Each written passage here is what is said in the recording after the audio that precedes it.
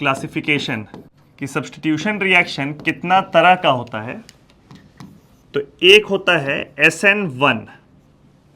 SN1 full form क्या है? Nucleophilic substitution unimolecular. ठीक है, मॉलिकुलरिटी कितना है इसका? 1। Next is SN2। SN2 is nucleophilic substitution bimolecular. ठीक है, उसके बाद आता है SNI, न्यूक्लियोफिलिक सब्स्टिट्यूशन इंट्रामोलिकुलर। फिर एक नया तरह का आता है SNNGP। NGP, this NGP is called, मतलब इसका फुल फॉर्म है नेबरिंग ग्रुप पार्टिसिपेशन। तो ये हो गया nucleophilic substitution by neighbouring group participation, पढ़ेंगे अलग से इसको हम लोग। और फिफ्थ आता है SNAR, न्यूक्लियोफिलिक एरोमेटिक सब्स्टिट्यूशन। पहले हम लोग शुरू करते हैं SN2 के साथ। SN2 के साथ, ठीक है, ध्यान समझना। इसमें क्या है, जैसे एक कार्बन है और उस कार्बन पे लगा हुआ है एक लिविंग ग्रुप, अच्छा लिविंग ग्रुप, ठीक है, बस बैड लिविंग ग्रुप नहीं होना चाहिए। एक्सेप्शनल लिविंग ग्रुप होगा तो बहुत बढ़िया बात है, जैसे टोसाइलेट हो गया तो बहुत बढ़िया बात है। अदरवाइज हेलाइड का अगर बात करें, बिकॉज मेनली ये वाला टॉपिक हम लोग पढ़ रहे हैं अल्काइल लाइड्स के हिसाब से, तो हेलाइड्स का अगर बात करें हम लोग तो लिविंग ग्रुप क्या क्या हो सकता है? Cl, Br या I। जैसे हम लोग SN2 किसके साथ पढ़ रहे हैं? यहां पे हम लोग पढ़ रहे हैं हेलाइड्स के लिए, हेलाइड्स, ठीक है। तो इसमें लिविंग ग्रुप जो लगा हुआ है वो क्या क्या हो सकता है? क्लोरीन, क्लोरीन, ब्रोमीन या आयोडीन, ठीक है, ऐसा है। और इस कार्बन पे बाकी 3 बॉन्ड अपना प्रॉपर ऐसे है, ध्यान समझना है, ऐसे 3 बॉन्ड अपना बनाया हुआ है, sp3 हाइब्रिडाइज्ड है, ठीक है। अब यहां पीछे में एक आ गया न्यूक्लियोफाइल, किधर आएगा? 180 डिग्री में, मतलब कि लिविंग ग्रुप जो लगा हुआ है उससे जस्ट अपोजिट आएगा। क्यों आएगा जस्ट अपोजिट? बिकॉज को अटैक कहां करना है, समझना। ये जो कार्बन है बाबू, ये लिविंग ग्रुप थोड़ा सा इसका इलेक्ट्रॉन को खींचा हुआ है, तो इस लिविंग ग्रुप के पास है डेल्टा माइनस और इस कार्बन के पास है डेल्टा प्लस, ठीक है।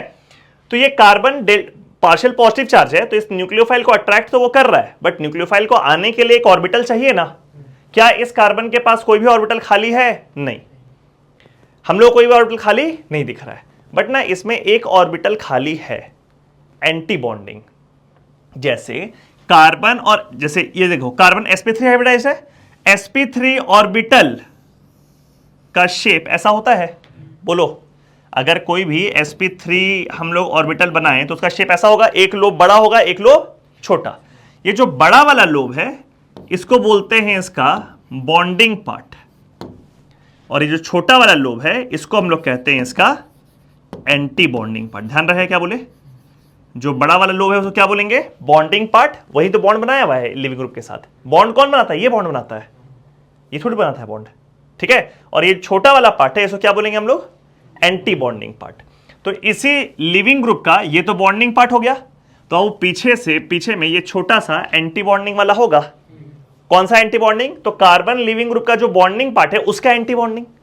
अब ये एंटी बॉन्डिंग वाले में ये न्यूक्लियोफाइल अटैक करता है। याद रहे क्या बोले? SN2 मैकेनिज्म में न्यूक्लियोफाइल अटैक कहां करता है? तो आप बोलेंगे कि कार्बन और लिविंग ग्रुप के बीच में जो बॉन्ड है ना, उसका जो एंटी बॉन्डिंग वाला पार्ट है, एंटी बॉन्डिंग वाला ऑर्बिटल है, उसमें अटैक करता है न्यूक्लियोफाइल, ठीक है। इसको सिंबलाइज कैसे करते हैं? तो ये तो कार्बन और लिविंग ग्रुप के बीच में बॉन्ड कैसा बाबू? सिग्मा बॉन्ड है ना, सिग्मा है, तो this is called sigma star, anti bonding है ना। तो हम लोग क्या इसको बोलेंगे? न्यूक्लियोफाइल कहां अटैक किया? Sigma star orbital of carbon living group bond. Clear हुआ? कार्बन लिविंग ग्रुप बॉन्ड का जो सिग्मा स्टार है एंटी बॉन्डिंग, उसमें वो अटैक किया। अटैक करने पर होगा क्या, समझना। जैसे जैसे न्यूक्लियोफाइल इसके साथ बॉन्ड बनाता जाएगा, मतलब इसके नजदीक आता जाएगा, ये वाला लोब बड़ा होगा, जो छोटा वाला लोब है ये लोब बड़ा होगा। और जैसे जैसे लिविंग ग्रुप जब ये अटैक करेगा ना, तो ये लिविंग ग्रुप इधर से लीव करेगा। तो ऑब्वियस सा बात है, बिकॉज ये न्यूक्लियोफाइल आ रहा है इलेक्ट्रॉन पेयर लेकर के, तो ये इसका शेड इलेक्ट्रॉन को रिपेल करेगा, तो उसका शेड इलेक्ट्रॉन लिविंग ग्रुप की तरफ शिफ्ट करेगा। मतलब ऐसे अगर न्यूक्लियोफाइल नहीं आया हुआ रहता तो अपने मर्जी से लिविंग ग्रुप नहीं लीव कर रहा था, अच्छा leaving group but still not living. जब न्यूक्लियोफाइल नजदीक आने लग गया तो लिविंग ग्रुप का टेंडेंसी निकलने का बढ़ने लग गया, तो वो उधर से लीव कर रहा है। ठीक है, जब वो लीव करेगा तो ये वाला जो ऑर्बिटल है, ये ऑर्बिटल छोटा होगा, बोलो, और ये वाला ऑर्बिटल बड़ा होगा। ठीक, तो पहले हम इसका प्रोडक्ट बना लेते हैं, फिर इसका ट्रांजिशन स्टेट बताएंगे आप लोग को। इसका प्रोडक्ट कैसा बनेगा, देखो ये जो कार्बन है, कार्बन ये इस तरफ अटैच कर लेगा अपने आप को, किससे, न्यूक्लियोफाइल से। लिविंग ग्रुप लीव कर चुका है, और ये जो 3 बॉन्ड आपको लेफ्ट साइड में दिख रहा है ना व्हाइट वाला, वो तीनों बॉन्ड ऐसे राइट साइड आ जाएगा। समझाएंगे इसको अभी हम, राइट साइड कैसे आया है, राइट साइड आ जाएगा ये। और यहां से लिविंग ग्रुप लीव करने के बाद यहां पर हम क्या लिख देंगे, leaving group with a minus charge lone pair. यहां तक क्लियर, ठीक। अब आते हैं ट्रांजिशन स्टेट की तरफ। जब ये न्यूक्लियोफाइल अटैक कर रहा था तो ये लोब बड़ा हो रहा था और ये वाला लोब छोटा हो रहा था, तो ट्रांजिशन स्टेट में हम लोग ऐसा मान सकते हैं कि ये दोनों लोब का साइज सेम हो गया होगा, बोलो। जैसे हम ट्रांजिशन स्टेट पहले यहां बना देते हैं आप लोग के लिए, तो और बढ़िया समझ में आएगा। देखिए ट्रांजिशन स्टेट बना रहे हैं, ये है कार्बन जो कि अटैच हुआ पड़ा है लिविंग ग्रुप के, सॉरी न्यूक्लियोफाइल के साथ बॉन्ड बना रहा है, बोलो, और लिविंग ग्रुप के साथ बॉन्ड वो तोड़ रहा है। चाहे तो इसको हम लोग बॉन्ड को अलग अलग कलर से शो भी कर सकते हैं। मान लीजिए जो बनता हुआ बॉन्ड है इसको शो कर दिए ग्रीन से, और जो टूटता हुआ बॉन्ड है इसको शो कर दिए येलो से, ठीक है। तो न्यूक्लियोफाइल के साथ बॉन्ड बन रहा है और लिविंग ग्रुप के साथ बॉन्ड टूट रहा है। इस न्यूक्लियोफाइल में बाबू चार्ज हम लोग डेल्टा माइनस डाल दे क्या, और इस लिविंग ग्रुप पे भी चार्ज हम लोग डेल्टा माइनस डाल दे क्या। क्या हो रहा है, ये न्यूक्लियोफाइल का नेगेटिव चार्ज समय के साथ कम होगा और इस लिविंग ग्रुप का नेगेटिव चार्ज समय के साथ बढ़ेगा। तो ये वाला कम हो रहा है, ये वाला बढ़ रहा है, ठीक है, ठीक है। दोनों लोब का साइज अगर सेम हो जाए तो वो ऐसा बन जाता है। Now this is pure P, बोलो। तो ट्रांजिशन स्टेट में ये कार्बन न्यूक्लियोफाइल और कार्बन लिविंग ग्रुप के बीच में जो ऑर्बिटल्स है वो ऐसा है, प्योर पी, मतलब that orbital is not a part of hybridisation. तो बचा हुआ 3 बॉन्ड जो है उसी में हाइब्रिडाइजेशन शेयर होगा, तो हाइब्रिडाइजेशन sp2 हो गया। अभी ये वाला कार्बन किस हाइब्रिडाइजेशन में था, sp3, बोलो। यहां पे वापस से ये वाला कार्बन किस हाइब्रिडाइजेशन में चला गया था, sp3, यहां फिर से। लेकिन ट्रांजिशन स्टेट में हम लोग क्या बोल रहे हैं, ये वाला कार्बन का हाइब्रिडाइजेशन क्या होगा, sp2। क्यों sp2, बिकॉज ये वाला और ये वाला मिल करके तो प्योर पी हो गया। तो आपके पास एक तो प्योर पी इस दोनों के बीच में बट गया, तो बचा 2 ही पी ना। तो एक S और 2 P मिल करके इसका हाइब्रिडाइजेशन क्या हो गया, sp2। और अगर sp2 हुआ तो ये तीनों एक प्लेन में आ गया है, बोलिए, ये तीनों एक प्लेन में आ गया, ऐसा स्ट्रक्चर है। And hybridisation of this carbon is sp2। ये है ओवरऑल मैकेनिज्म SN2 मैकेनिज्म का, ठीक है। कैसा है, लिविंग ग्रुप होना चाहिए, good leaving group. Nucleophile obviously तगड़ा होना चाहिए, खराब न्यूक्लियोफाइल का औकात नहीं है कि वो एंटी बॉन्डिंग वाले पे अटैक करे। एंटी बॉन्डिंग ऑर्बिटल पे अटैक करवाना है तो न्यूक्लियोफाइल शानदार होना चाहिए, क्योंकि एंटी बॉन्डिंग तो छोटा सा लोब लेकर के बैठा हुआ है, वो तो पहले से ही रेडी है कि हमको बॉन्ड नहीं बनाना है। और अगर न्यूक्लियोफाइल को आके उससे बॉन्ड बनाना है तो न्यूक्लियोफाइल को तो शानदार होना पड़ेगा ना। दिस इज लाइक कि मान लो कि एक कोई लड़का या लड़की वो ऐसा स्टिक हुआ है कि मेरे को शादी नहीं करना है, लेकिन दूसरे को आकर के अगर उसको कन्विंस करना है तो उसको आउटस्टैंडिंग होना पड़ेगा, समझ गए। तो ये लोग पहले ही बोल रहा है कि हमको अटैक नहीं करवाना है अपने में, और न्यूक्लियोफाइल को आकर उस पर अटैक अगर करना है तो न्यूक्लियोफाइल बहुत शानदार होना चाहिए हम लोग के पास। बाबू अगर पक्का गोटा अगर वेकेंट ऑर्बिटल होता ना तो खराब न्यूक्लियोफाइल पे अटैक कर देता, करता कि नहीं। यहां पे क्या उसको वेकेंट ऑर्बिटल मिल रहा है, नहीं, चारों बॉन्ड तो बना हुआ है। एंटी बॉन्डिंग में अटैक करने के लिए न्यूक्लियोफाइल तगड़ा होना चाहिए, क्लियर। और लिविंग ग्रुप लीव करना है अगर तो ऑब्वियसली अच्छा लिविंग ग्रुप होना चाहिए। तो SN2 का कंडीशन क्या है, living group should be good, nucleophile should be strong, ये कंडीशन है, ठीक है। बीच का ट्रांजिशन सेट याद रहेगा, carbon will turn sp2 hybridisation from sp3, ठीक है। अटैक कहां किया, एंटी बॉन्डिंग किया, और जो 3 बॉन्ड ये वाला स्पेयर 3 बॉन्ड था वो उसका ओरिएंटेशन या उसका कॉन्फ़िगरेशन देखो पूरा पलट गया है, दिखा क्या, ये लेफ्ट साइड तीनों था ना, और वो कहां चला गया, राइट साइड। इसको बोलते हैं हम लोग इसलिए इन्वर्जन इन कॉन्फ़िगरेशन, ठीक है। इसका दूसरा नाम होता है वॉल्डन इन्वर्जन। मतलब बोलेंगे वॉल्डन इन्वर्जन का मतलब, तो आप बोलेंगे जिस तरफ से लिविंग ग्रुप लगा हुआ था न्यूक्लियोफाइल उसके अपोजिट साइड अटैच हुआ है, दिखा। इसको बोलते हैं वॉल्डन इन्वर्जन, और it is also called umbrella inversion. Umbrella inversion क्यों नाम इसका पड़ा? Because of its shape. नहीं, जैसे एक छाता है, एक अम्ब्रेला ऐसे, बहुत आंधी चल रहा तो ये अम्ब्रेला उल्टा हो जाता है ना, वैसा हो गया। देखो ये इधर साइड था और ये उधर चला गया, तो इसको क्या बोलते हैं? वॉल्डन इन्वर्जन या फिर अम्ब्रेला इन्वर्जन। ये सब हम लोग अभी इसका स्टीरियोकेमिस्ट्री में देखेंगे कि कैसा कैसा रहता है। खैर, ये वाला मैकेनिज्म क्लियर है। अब यहां पे देखिए कंडीशन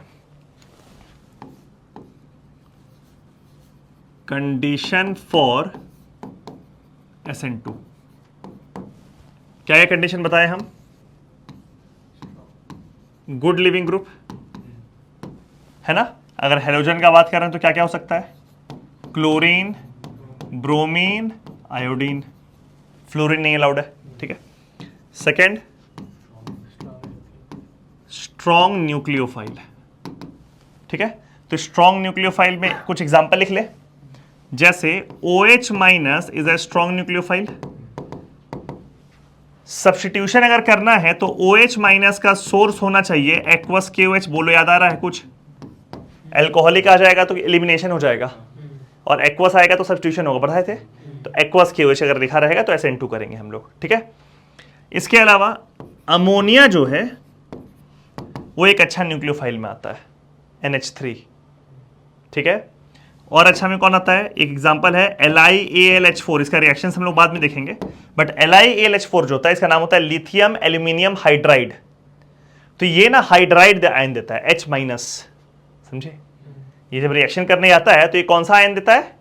H माइनस, जो कि स्ट्रॉन्ग न्यूक्लियोफाइल होता है। तो अभी केवल बस एग्जांपल लिख रहे हैं हम लोग, इसका यूज जब करेंगे तब देखेंगे कैसा होता है, ठीक है।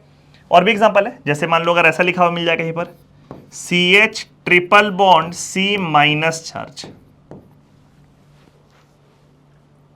ठीक है।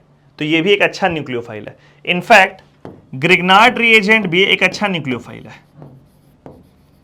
जब आप लोग ग्रिग्नार्ड पढ़ाए थे उस समय हम वहां पे SN2 किए थे कई बार, याद होगा आप लोग को। ये CH3 याद है, अलाइलिक बेंजाइलिक में ये निकल करके अटैक कर रहा था, ठीक है। तो ये सब है। और भी आप लोग के ड्यूरिंग द कोर्स बहुत सारा न्यूक्लियोफाइल ऐसा आएगा जहां पे हम लोग SN2 कर रहे होंगे। और भी एक चीज है, जैसे मान लो कि एक हेलोजन लगा हुआ है और दूसरा हेलोजन आकर के एज अ न्यूक्लियोफाइल काम कर सकता है, समझे?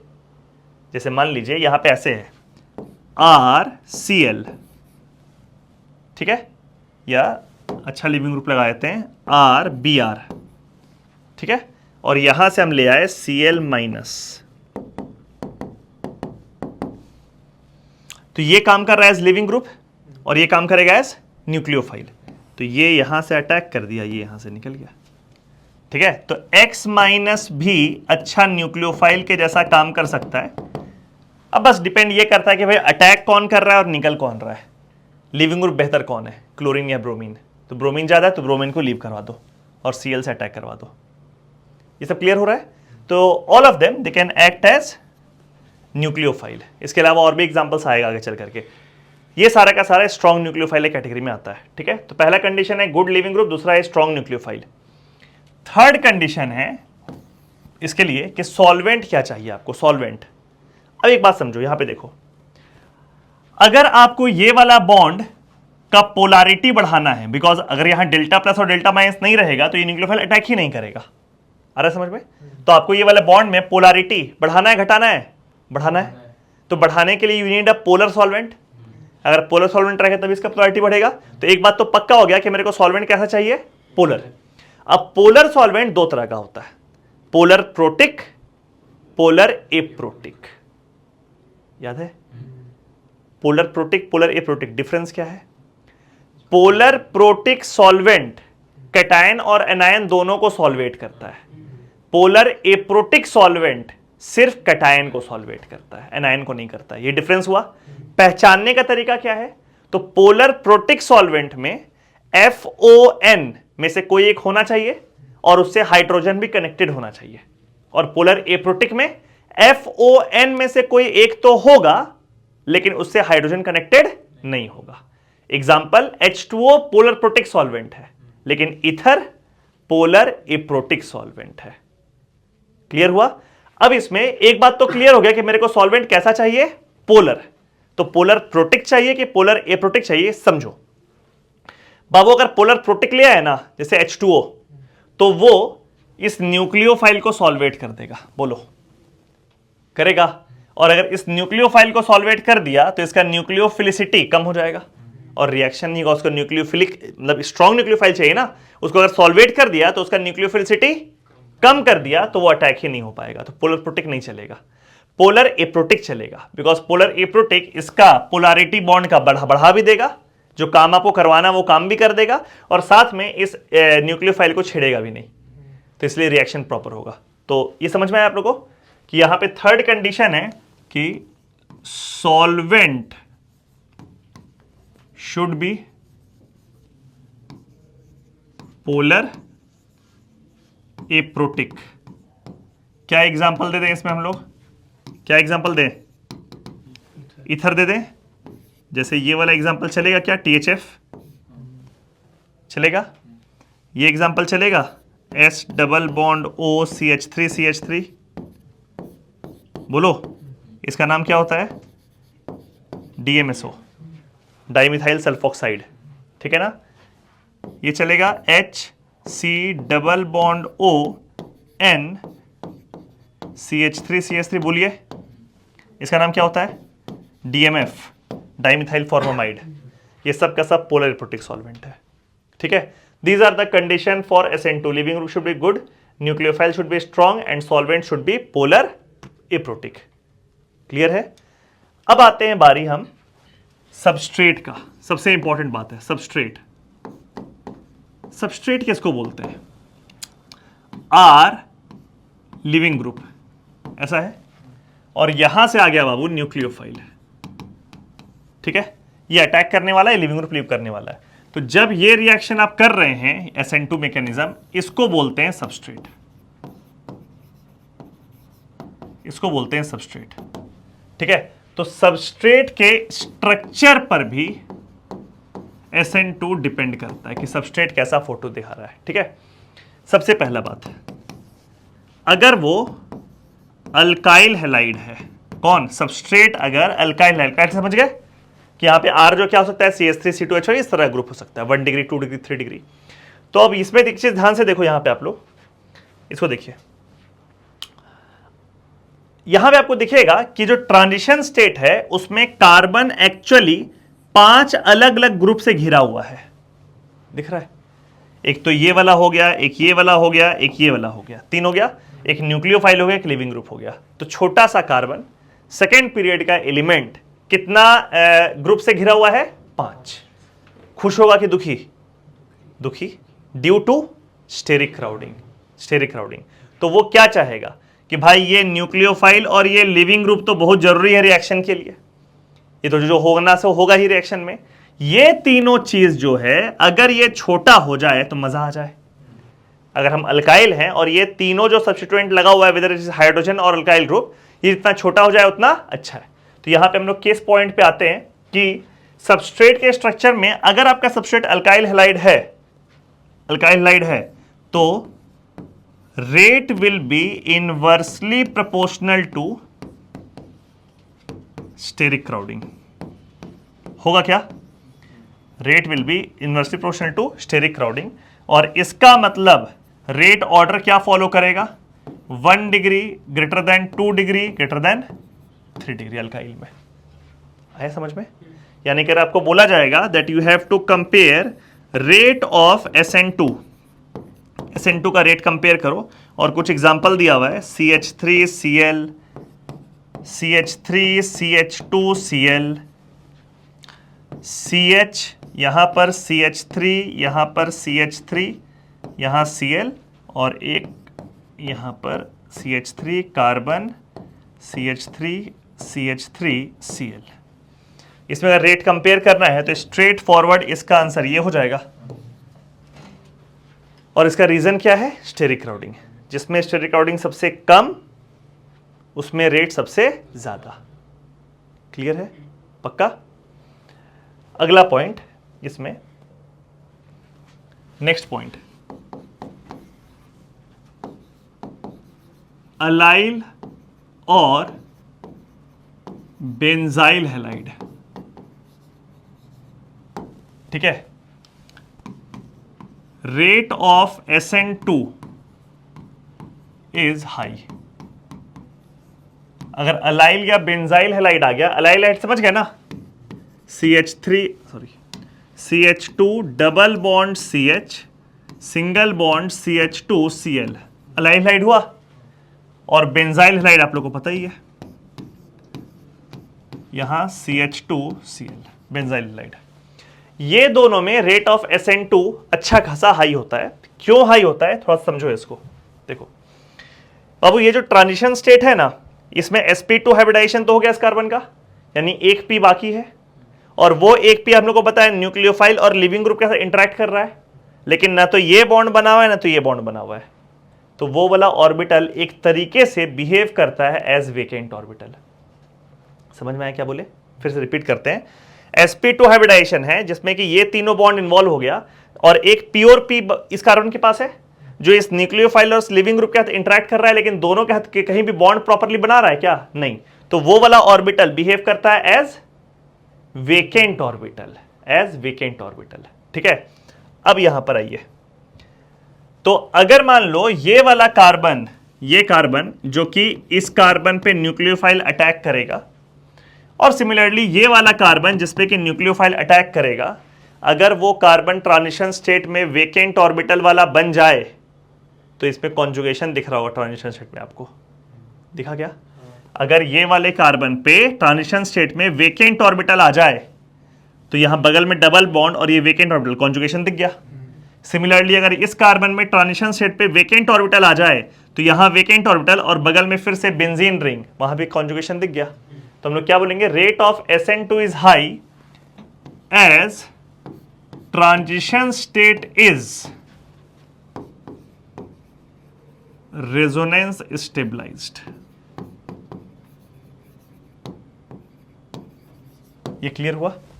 क्योंकि ट्रांजिशन स्टेट रेजोनेंस स्टेबलाइज्ड है, इसीलिए अलाइल और बेंजाइल हैलाइड में रेट ऑफ SN2 हाई होता है।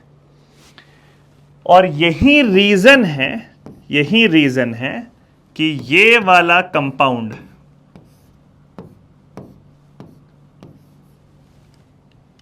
Does not give SN2।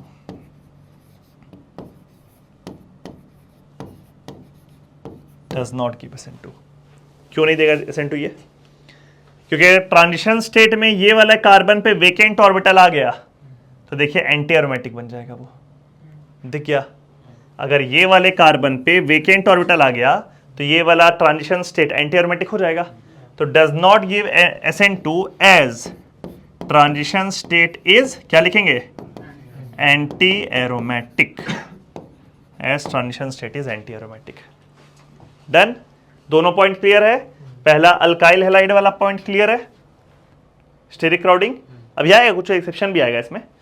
और ये सेकंड अलाइल और बेंजाइल हैलाइड वाला भी क्लियर है कि इसमें रेट ऑफ SN2 हाई होता है। ठीक है, तीसरा पॉइंट, थर्ड पॉइंट देखो, जैसे अगर सबस्ट्रेट ऐसा है CH2 और इसमें लगा हुआ है लिविंग ग्रुप, और यहां ना बाबू एक ग्रुप लगा हुआ है G which is strong electron withdrawing.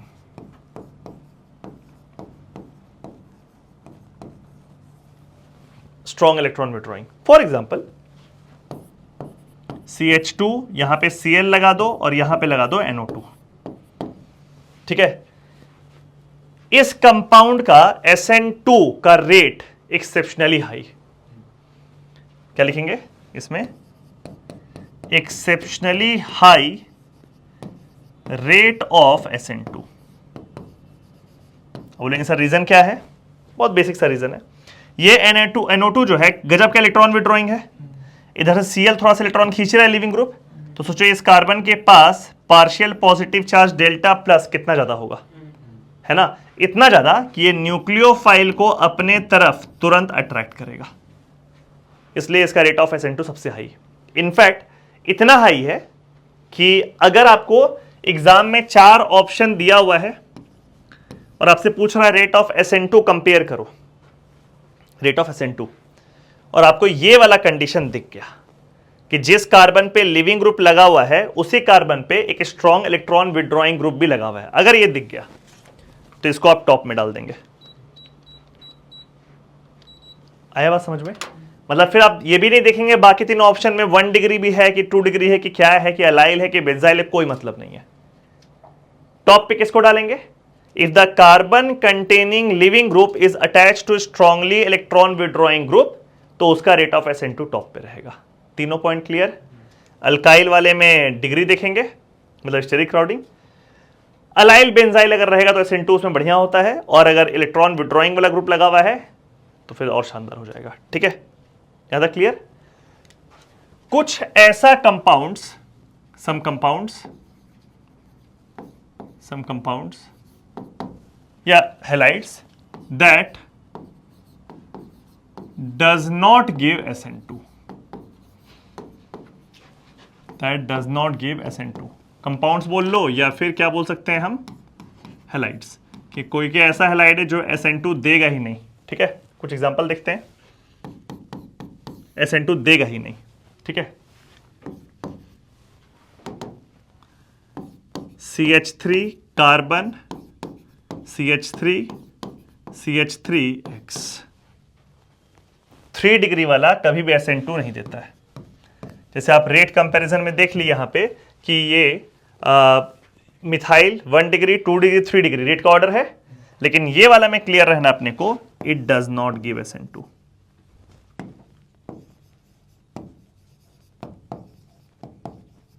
ठीक है, ये देगा ही नहीं। तो एक तो हो गया ये 3 डिग्री वाला जो ऑब्वियस है रेट के हिसाब से। दूसरा ये वाला थोड़ा सा स्पेशल केस है जो आप लोगों को याद रखना पड़ेगा।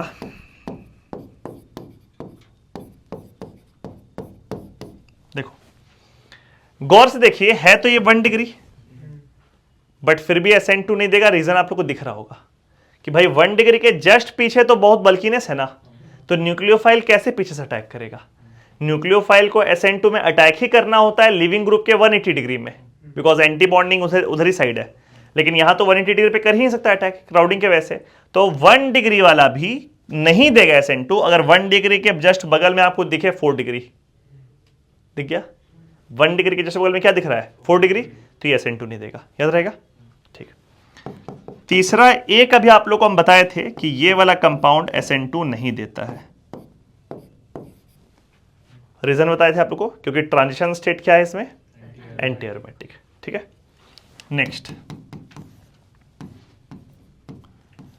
विनाइल हैलाइड जो होता है वो SN2 नहीं देता है। कि विनाइल है ना, बोलो, दिस इज विनाइल हैलाइड, ये SN2 नहीं देता है। क्यों देता है?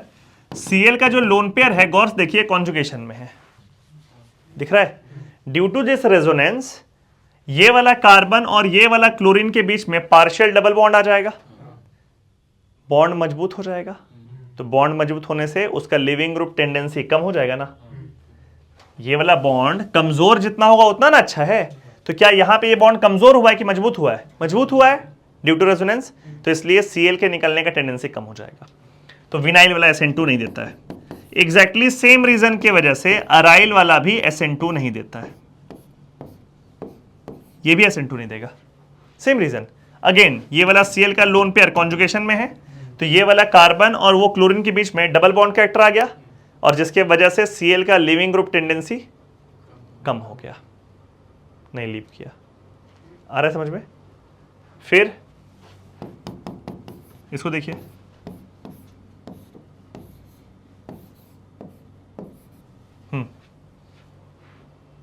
SN2 नहीं देगा। क्यों नहीं देगा? क्योंकि ये जो कार्बन है जिसपे लिविंग ग्रुप लगा हुआ है वो ट्रांजिशन स्टेट में हम लोग को पता है sp2 हो जाता है, और ये वाला कार्बन sp2 होना अफोर्ड नहीं कर सकता है ड्यू टू ब्रेट्स रूल। तो ये भी SN2 नहीं देगा। ठीक है, so there are certain examples. ये सारा जो कंपाउंड है वो SN2 मैकेनिज्म नहीं देगा। अभी तक सब कुछ क्लियर है SN2 का? एक और बात है SN2 के लिए, स्टीरियोकेमिस्ट्री। स्टीरियोकेमिस्ट्री शुरू में बात की आप लोग के साथ में, SN2 के वजह से क्या हो जाता है? Inversion in configuration. Inversion in configuration जैसे क्या होता है समझना, बताते हैं प्रोडक्ट बनाने का तरीका। जैसे मान लो फिशर बनाया हुआ है कार्बन, एक मिनट, एक फिशर बना के देते हैं, यहां पे है Cl, यहां है मान लीजिए H, इस जगह पे है CH3 और इस जगह पे है PH। ठीक, ऑब्वियसली स्टीरियोकेमिस्ट्री का बात कर रहे हैं तो जो कार्बन पे लिविंग ग्रुप लगा हुआ है वो कायरल होना जरूरी है। अगर वो कायरल नहीं हो तो स्टीरियोकेमिस्ट्री का कोई सिग्निफिकेंस है ही नहीं। यहां पे जैसे आपको दिख रहा है कि carbon containing living group is chiral. अब यहां एरो में दिया हुआ है OH माइनस, जो कि करने आया है यहां पे SN2।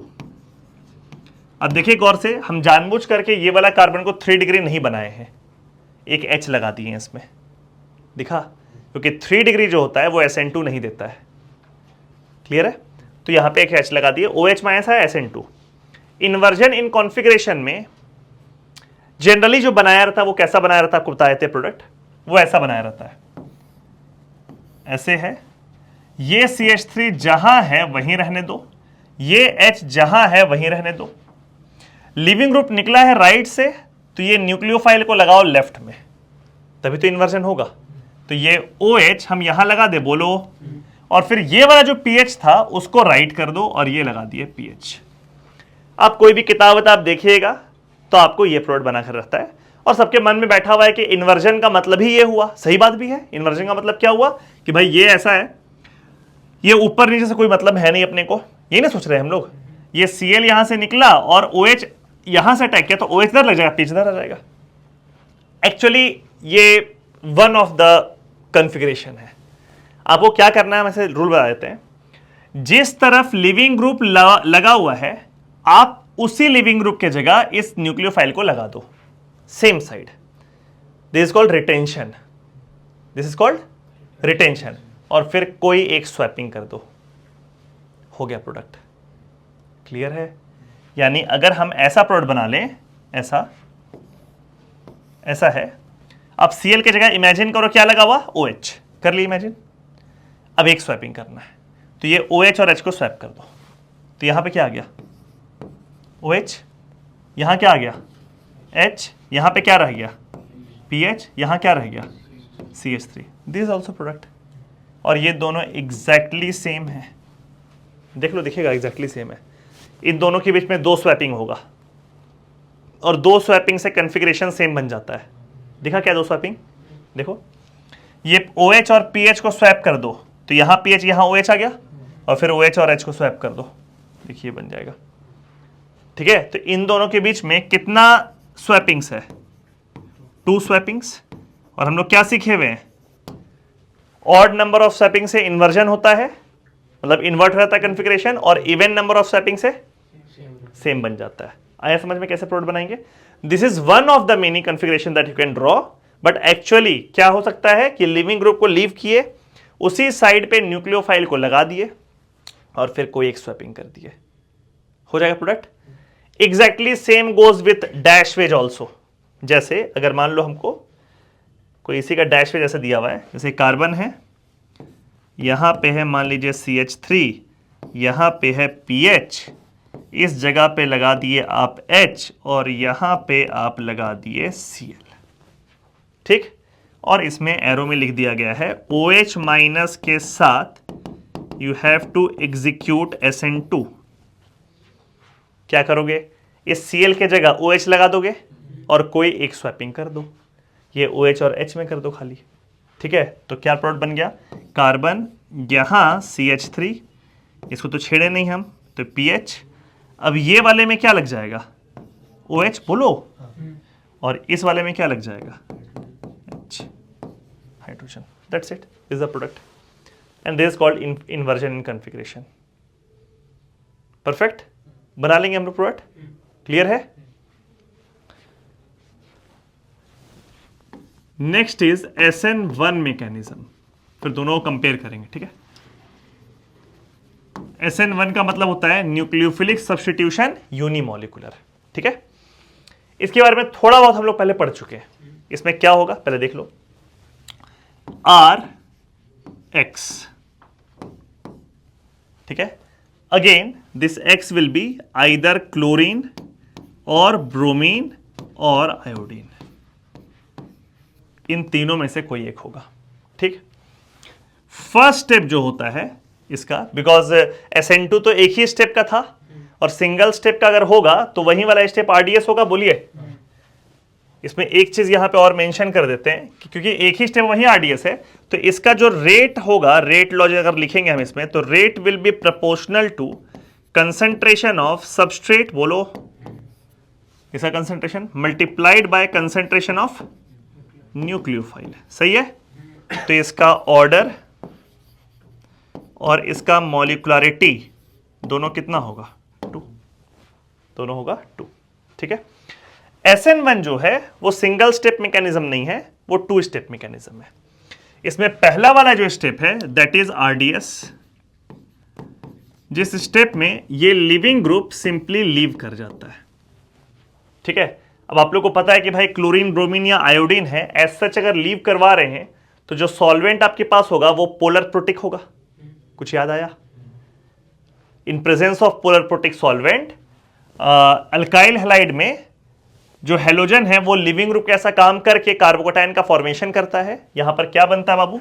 R+ बनता है, बोलो, और साथ में क्या बनता है? X- बनता है। R+ बनता है और X- बनता है। और polar protic solvent which is like H2O example, वो इस कार्बोकैटायन को भी सॉल्वेट कर सकता है और इस एनायन को भी सॉल्वेट कर सकता है, इसलिए ये वाला स्टेप होता है। तो इसमें पहला कंडीशन तो SN1 का, SN1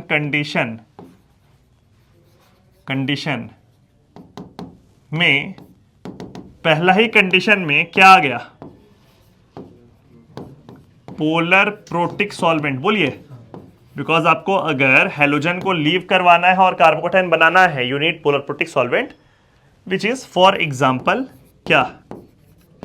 H2O, CH3OH, बोलिए, ये सब है। ठीक है, दूसरा कंडीशन हम लोग को दिख रहा है कि लिविंग ग्रुप जो है शुड बी गुड, है ना? तो अगर हैलाइड का बात कर रहे हैं तो क्या क्या हो सकता है? Cl हो सकता है, Br हो सकता है और I हो सकता है। ठीक है, तीसरा हम लोग आएंगे उसमें न्यूक्लियोफाइल में, बट यहां पे लिख देते हैं हम पुअर न्यूक्लियोफाइल। न्यूक्लियोफाइल तगड़ा नहीं होना चाहिए, माइनस लगाएंगे भी नहीं, खराब जब है तो क्यों माइनस लगाएंगे। Pure nucleophile, again for example H2O। H2O is bad nucleophile. क्यों खराब न्यूक्लियोफाइल का रिक्वायरमेंट है? बिकॉज अगर अच्छा न्यूक्लियोफाइल होगा तो वो यहीं पर अटैक करके SN2 कर देगा। वो क्यों वेट करेगा कि कार्बोकैटायन बनेगा, पूरा का पूरा वेकेंट ऑर्बिटल मेरे को मिलेगा तभी हम अटैक करेंगे। अगर स्ट्रॉन्ग न्यूक्लियोफाइल होगा तो वो तो एंटी बॉन्डिंग में अटैक करके SN2 कर देगा। खराब न्यूक्लियोफाइल होगा तब ना वो बोलेगा कि हम एंटी बॉन्डिंग में अटैक नहीं करेंगे, भाई मेरे को पूरा का पूरा कार्बोकैटायन दो जहां पे वेकेंट पी रहेगा और तब वहां पे हम अटैक करेंगे। ठीक है, तो ये पहला वाला स्टेप हो गया। और इसमें मान लीजिए हम सॉल्वेंट डाले हुए हैं H2O। ठीक है, एक बार कार्बोकैटायन बन गया, अगर रीअरेंजमेंट का स्कोप होगा तो वो रीअरेंज कर लेगा, पक्का। अदरवाइज सेकेंड वाले स्टेप में इसी कार्बोकैटायन में वही H2O जो सॉल्वेंट हम लेकर के आए थे वही काम करने वाला है एज न्यूक्लियोफाइल, और वो इस कार्बोकैटायन पे अटैक कर देगा।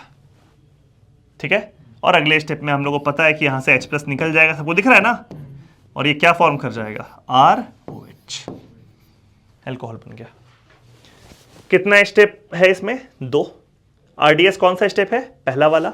तो उसका अगर हम रेट लॉ लिखना चाहें तो रेट इज इक्वल टू, ये proportional to, just will write substrate. बोलो, क्यों सिर्फ सबस्ट्रेट लिखे, H2O क्यों नहीं लिखे? बिकॉज H2O सॉल्वेंट की तरह काम किया पहला वाला स्टेप में, रिएक्ट थोड़ी किया है, बस प्रेजेंट था। यानी कि इसका ऑर्डर और इसका मॉलिक्युलरिटी दोनों 1 है, क्योंकि पहला ही वाला स्टेप RDS है तो उसका ऑर्डर तो 1 है ही है, उसमें तो एक ही मॉलिक्यूल यहाँ 1 है, और साथ में RDS वाले स्टेप में रिएक्टेंट कितना है? 1, तो मॉलिक्युलरिटी भी कितना हो गया? 1, मॉलिक्युलरिटी भी 1। ठीक है, इसमें न्यूक्लियोफाइल उतना अच्छा नहीं रहेगा। H2O या CH3OH को एज ए न्यूक्लियोफाइल हम लोग काम कर सकते हैं। SN2 वाले केस में सबस्ट्रेट में हम लोग 3 पॉइंट लिखे थे। अल्काइल वाले में डिग्री देख रहे थे, अलाइल और बेंजाइल वाले में भाई रेट हाई रहेगा, और तीसरा हम लोग देखे थे कि भाई इलेक्ट्रॉन विड्रॉइंग रहेगा तो रेट बहुत शानदार हो जाएगा। ये इस बार अगर हम लोग बात करेंगे इन SN1 rate is proportional to stability of first carbocation. This is the only factor concerned with substrate. कि आपका कौन सा सबस्ट्रेट SN1 करेगा, तो भाई SN1 वो करेगा अच्छा रेट से जिसमें पहला कार्बोकैटायन का स्टेबिलिटी तगड़ा हो। पहला कार्बोकैटायन समझ गए ना, रीअरेंजमेंट के बाद कैसा बन रहा है इससे नहीं फर्क पड़ रहा है, पहला कार्बोकैटायन तगड़ा होना चाहिए, तब वहां पे SN1 तगड़ा बनेगा। क्लियर? और कार्बोकैटायन का स्टेबिलिटी तो आप लोगों को पता ही है। तो अगर मान लीजिए हम लोग ऐसा कंपैरिजन करने के लिए बोले कि भाई CH3Cl है, CH3CH2Cl है, या फिर CH3CH3Cl है, और इस जगह पे कार्बन CH3CH3CH3Cl है। इसमें अगर रेट कंपैरिजन का बात भी आएगा SN1 का, तो ऑर्डर ऐसा हो जाएगा, which is exactly reverse from that of SN2। जो SN2 का ऑर्डर था उसका पूरा उल्टा हो गया। SN2 में हम लोग क्या बात किए थे बाबू, कि 3 डिग्री वाला SN2 नहीं देगा, यहां पे मिथाइल और 1 डिग्री SN1 नहीं देगा, डज नॉट गिव SN1। याद रहेगा, मिथाइल और 1 डिग्री वाला SN1 नहीं देगा। ठीक, और कौन कौन SN1 नहीं देगा? Other compounds that does not give SN1। बड़ा सिंपल है, देखना बहुत सिंपल है। जब 1 डिग्री नहीं दे रहा है तो 1 डिग्री से खराब कार्बोकैटायन जो भी होगा नहीं देगा। जैसे इसको देखो एक बार, CH3 कार्बन CH3 CH2Cl। याद करो ये वाला कंपाउंड SN2 नहीं दे रहा था बाबू, ये SN1 भी नहीं देगा क्योंकि 1 डिग्री है। ये अलग बात है कि 1 डिग्री बना लोगे, अगला स्टेप में मिथाइल शिफ्ट करके 3 डिग्री बन रहा है, लेकिन हम क्या बोले, फर्स्ट कार्बोकैटायन, ये SN1 नहीं देगा। और कौन SN1 नहीं देगा? तो भाई 1 डिग्री से खराब कार्बोकैटायन जहां जहां बनेगा वो SN1 नहीं देगा। देगा क्या SN1? विनाइल नहीं देगा, बिकॉज 1 डिग्री से खराब कार्बोकैटायन बन रहा है, विनाइल बन रहा नहीं देगा। ठीक है, सब कॉमन है, कुछ कुछ सब कॉमन है। SN1 नहीं देगा, अराइल तो नहीं देगा। ठीक है, अगेन SN1 नहीं देगा, कार्बोकैटायन बन ही नहीं सकता है। ठीक है, फिर से SN1 नहीं देगा, एंटी एरोमेटिक बन जाएगा कार्बोकैटायन, इंटरमीडिएट। दिख गया? तो ये सब SN1 नहीं देगा। तो कुछ कॉमन दिख रहा है ना SN2 SN1 में? ये फोटो जितना भी हम बताए हैं वो सारा फोटो SN2 भी नहीं देगा और ये सारा फोटो SN1 भी नहीं देगा, लेकिन कारण अलग अलग है। SN1 नहीं देने का कारण है कि ये सब का जो कार्बोकैटायन बनेगा हैलोजन के निकलने के बाद वो कार्बोकैटायन अनस्टेबल है, और SN2 नहीं देने का रीजन कुछ और है। इसमें एंटी एरोमेटिक है, इसमें है कि भाई ट्रांजिशन स्टेट गड़बड़ है, ये वाले केस में कॉन्जुगेशन के वैसे लिविंग ग्रुप लीव नहीं करेगा, ये वाले केस में स्टेरिक क्राउडिंग है। बुझा गया? बट हाँ, ये बात क्लियर रखना है कि ये सारा एग्जांपल SN1 भी नहीं देगा और SN2 भी नहीं देगा। डन है? डिफरेंस कहां है SN1 SN2 में? ये अल्काइल वाले में मिथाइल 1 डिग्री 2 डिग्री SN2 देगा, 3 डिग्री नहीं देगा, लेकिन SN1 वाले में 2 डिग्री 3 डिग्री देगा SN1, ये मिथाइल और 1 डिग्री नहीं देगा। यहां तक क्लियर? अब एक आखिरी बात, स्टीरियोकेमिस्ट्री ऑफ SN1 का स्टीरियोकेमिस्ट्री। ठीक है, जैसे SN2 का स्टीरियोकेमिस्ट्री था इन्वर्जन इन कॉन्फिगरेशन, बिकॉज जो न्यूक्लियोफाइल अटैक कर रहा था वो लिविंग ग्रुप से जस्ट अपोजिट साइड से अटैक कर रहा था, इसीलिए। ठीक है, SN1 का स्टीरियोकेमिस्ट्री कैसा है ध्यान देना। जैसे यहां है RX, ठीक है, ये स्टेप हुआ और यहां से लिविंग ग्रुप लीव कर गया। बाबू लिविंग ग्रुप का लीव करना यानी कि ये R+ से डिटैच हो गया, वो एक बात है, और उसका इस R+ से बहुत दूर चला जाना दूसरा बात है। जैसे मान लीजिए कि ये जो क्लासरूम है वो एक सबस्ट्रेट है और आप में से कोई इसमें लिविंग ग्रुप है जिसको हम क्लास से बाहर निकाल दिए, मतलब लिविंग ग्रुप को सबस्ट्रेट से अलग कर दिए, बोलो। लेकिन अभी ना आप क्लासरूम के बाहर ही निकले हैं, अभी आप ऐसा नहीं कि एकेडमी के बाहर चले गए, अभी सिर्फ क्लासरूम के बाहर है। इसका मतलब डिटैच तो हो गए आप सबस्ट्रेट के साथ, लेकिन कोई अगर एकेडमी में घुस रहा होगा उस समय या इस क्लासरूम में आने वाला होगा, उससे आप इंटरेक्ट तो कर सकते हैं ना। समझ में आया? Which means you are still in the vicinity, ये समझना है। सबस्ट्रेट से आपको निकाल दिया गया है, but still you are in the vicinity. So कोई बॉन्ड नहीं हम लोग के बीच में, इस क्लासरूम और उसके बीच में कोई बॉन्ड है क्या आपके बीच में? नहीं, बट स्टिल आप पूरी तरीके से जुदा तो अभी तक नहीं हुए। अगर कोई आदमी क्लासरूम में घुसना चाहेगा तो आप मना कर सकते हैं ना कि मत घुसो, क्लास से निकाल देते हैं सर। समझ में आया? लेकिन अगर मान लीजिए आप एकेडमी के बाहर चले गए, आप रोड पे चले गए, फिर आप हो गए पूरी तरीके से डिटैच, यानी किसी भी तरह का इंटरेक्शन ना इस सबस्ट्रेट के साथ, ना कोई और आदमी जो इस सबस्ट्रेट से इंटरेक्ट करने वाला है उसके साथ। ये क्लियर हुआ क्या? बोले। मान लीजिए ये क्लासरूम सबस्ट्रेट है और आपको इस क्लासरूम से निकाला गया खाली, ठीक है? तो क्या हुआ ना कि आप इस क्लासरूम से डिटैच हो गए, लेकिन अगर कोई इस क्लासरूम से इंटरेक्ट करना चाहता है तो उससे थोड़ी अटैच हुए हैं। जैसे यहां पे अगर इस x को हम निकाल दिए, ठीक है, तो ये r प्लस से डिटैच हो गया, बट उसके बगल में ऐसा लिख सकते हैं इसको, r प्लस x माइनस, ऐसा लिख रहे हैं, ठीक है? और इसको ना ऐसे बना देते हैं। ऐसे बनाने का मतलब क्या है कि ये r प्लस और x माइनस अलग अलग तो हो गया है, लेकिन अभी भी x माइनस विसिनिटी में है। तो अगर मान लीजिए इस स्टेज में, इस पॉइंट पे अगर कोई न्यूक्लियोफाइल आएगा अटैक करने के लिए, न्यूक्लियोफाइल आएगा अटैक करने के लिए, और वो इस R प्लस पे अटैक करना चाहता है, ऑब्वियसली ये R प्लस कार्बोकैटायन है, यानी कि sp2 हाइब्रिडाइज्ड है और प्लेनर है, यानी कि ये राइट से भी अटैक कर सकता है और लेफ्ट से भी अटैक कर सकता है, बिकॉज वो तो प्लेनर है। लेकिन क्या वो x माइनस इसको राइट से अटैक करने देगा? नहीं, बिकॉज ये x माइनस जब निकला है तो लोन पेयर लेके निकला है, तो ये इसको राइट साइड से अटैक नहीं करने देगा। तो ये न्यूक्लियोफाइल किधर से अटैक करेगा? लेफ्ट साइड से।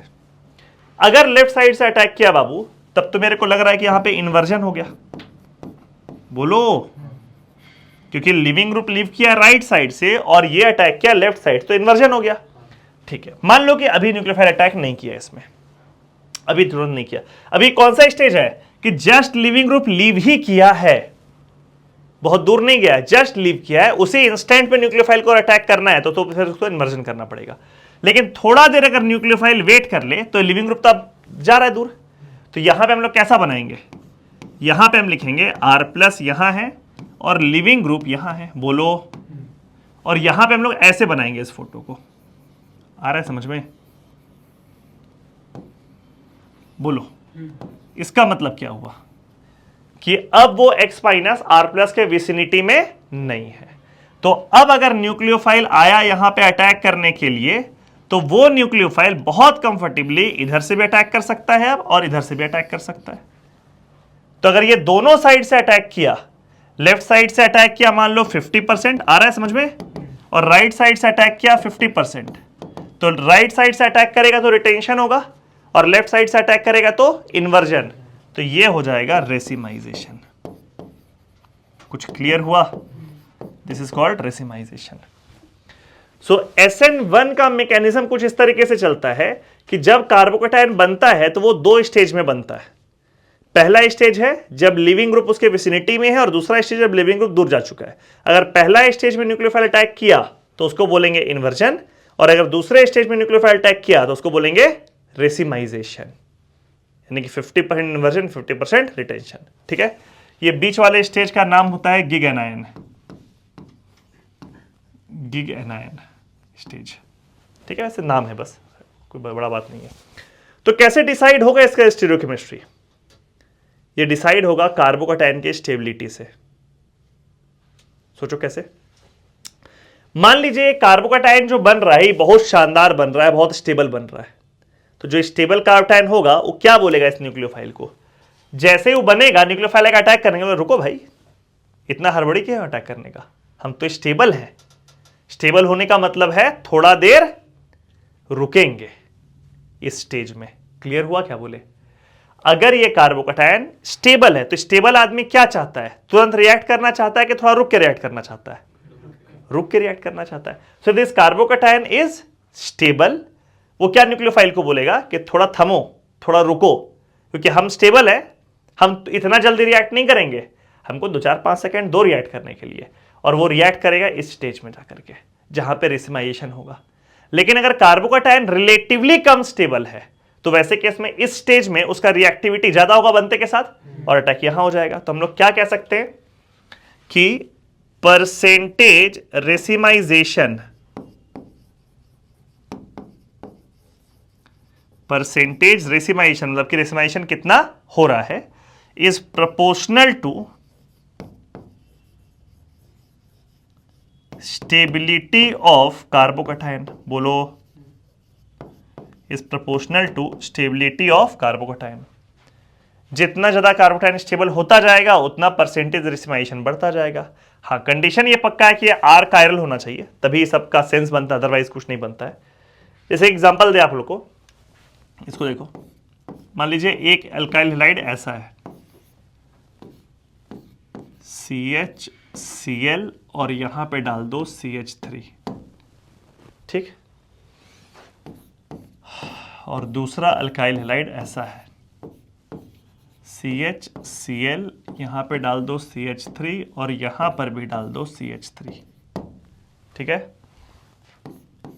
थर्ड वन ऐसे है, यहां पर CHCl, इस जगह पे डाल दो CH3 और यहां पे डाल दो बाबू OH। और इन तीनों में परसेंटेज रेसिमाइजेशन, परसेंटेज रेसिमाइजेशन का ऑर्डर निकालने के लिए आपको बोला जाए तो ऑर्डर ऐसा हो जाएगा। बोलिए, इट ऑल डिपेंड्स कि भाई ये Cl जब निकलेगा तो यहां जो कार्बोकैटायन बनेगा उसका स्टेबिलिटी ऑर्डर। तो यहां पर दोनों में, तीनों में CH3 कॉमन कर दिए, यहां पे पैरा पे कोई पोजीशन कुछ ग्रुप नहीं, यहां पे CH3 है जो कि प्लस H इफेक्ट लगाएगा, बोलिए, और यहां पे OH है जो कि प्लस M लगाएगा। तो जिस ऑर्डर में कार्बोकैटायन का स्टेबिलिटी बढ़ेगा उसी ऑर्डर में परसेंटेज रेसिमाइजेशन बढ़ेगा। और अगर परसेंटेज इन्वर्जन का बात करेंगे तो यही वाला ऑर्डर उल्टा हो जाएगा। क्लियर? तो इसका स्टीरियोकेमिस्ट्री क्या है?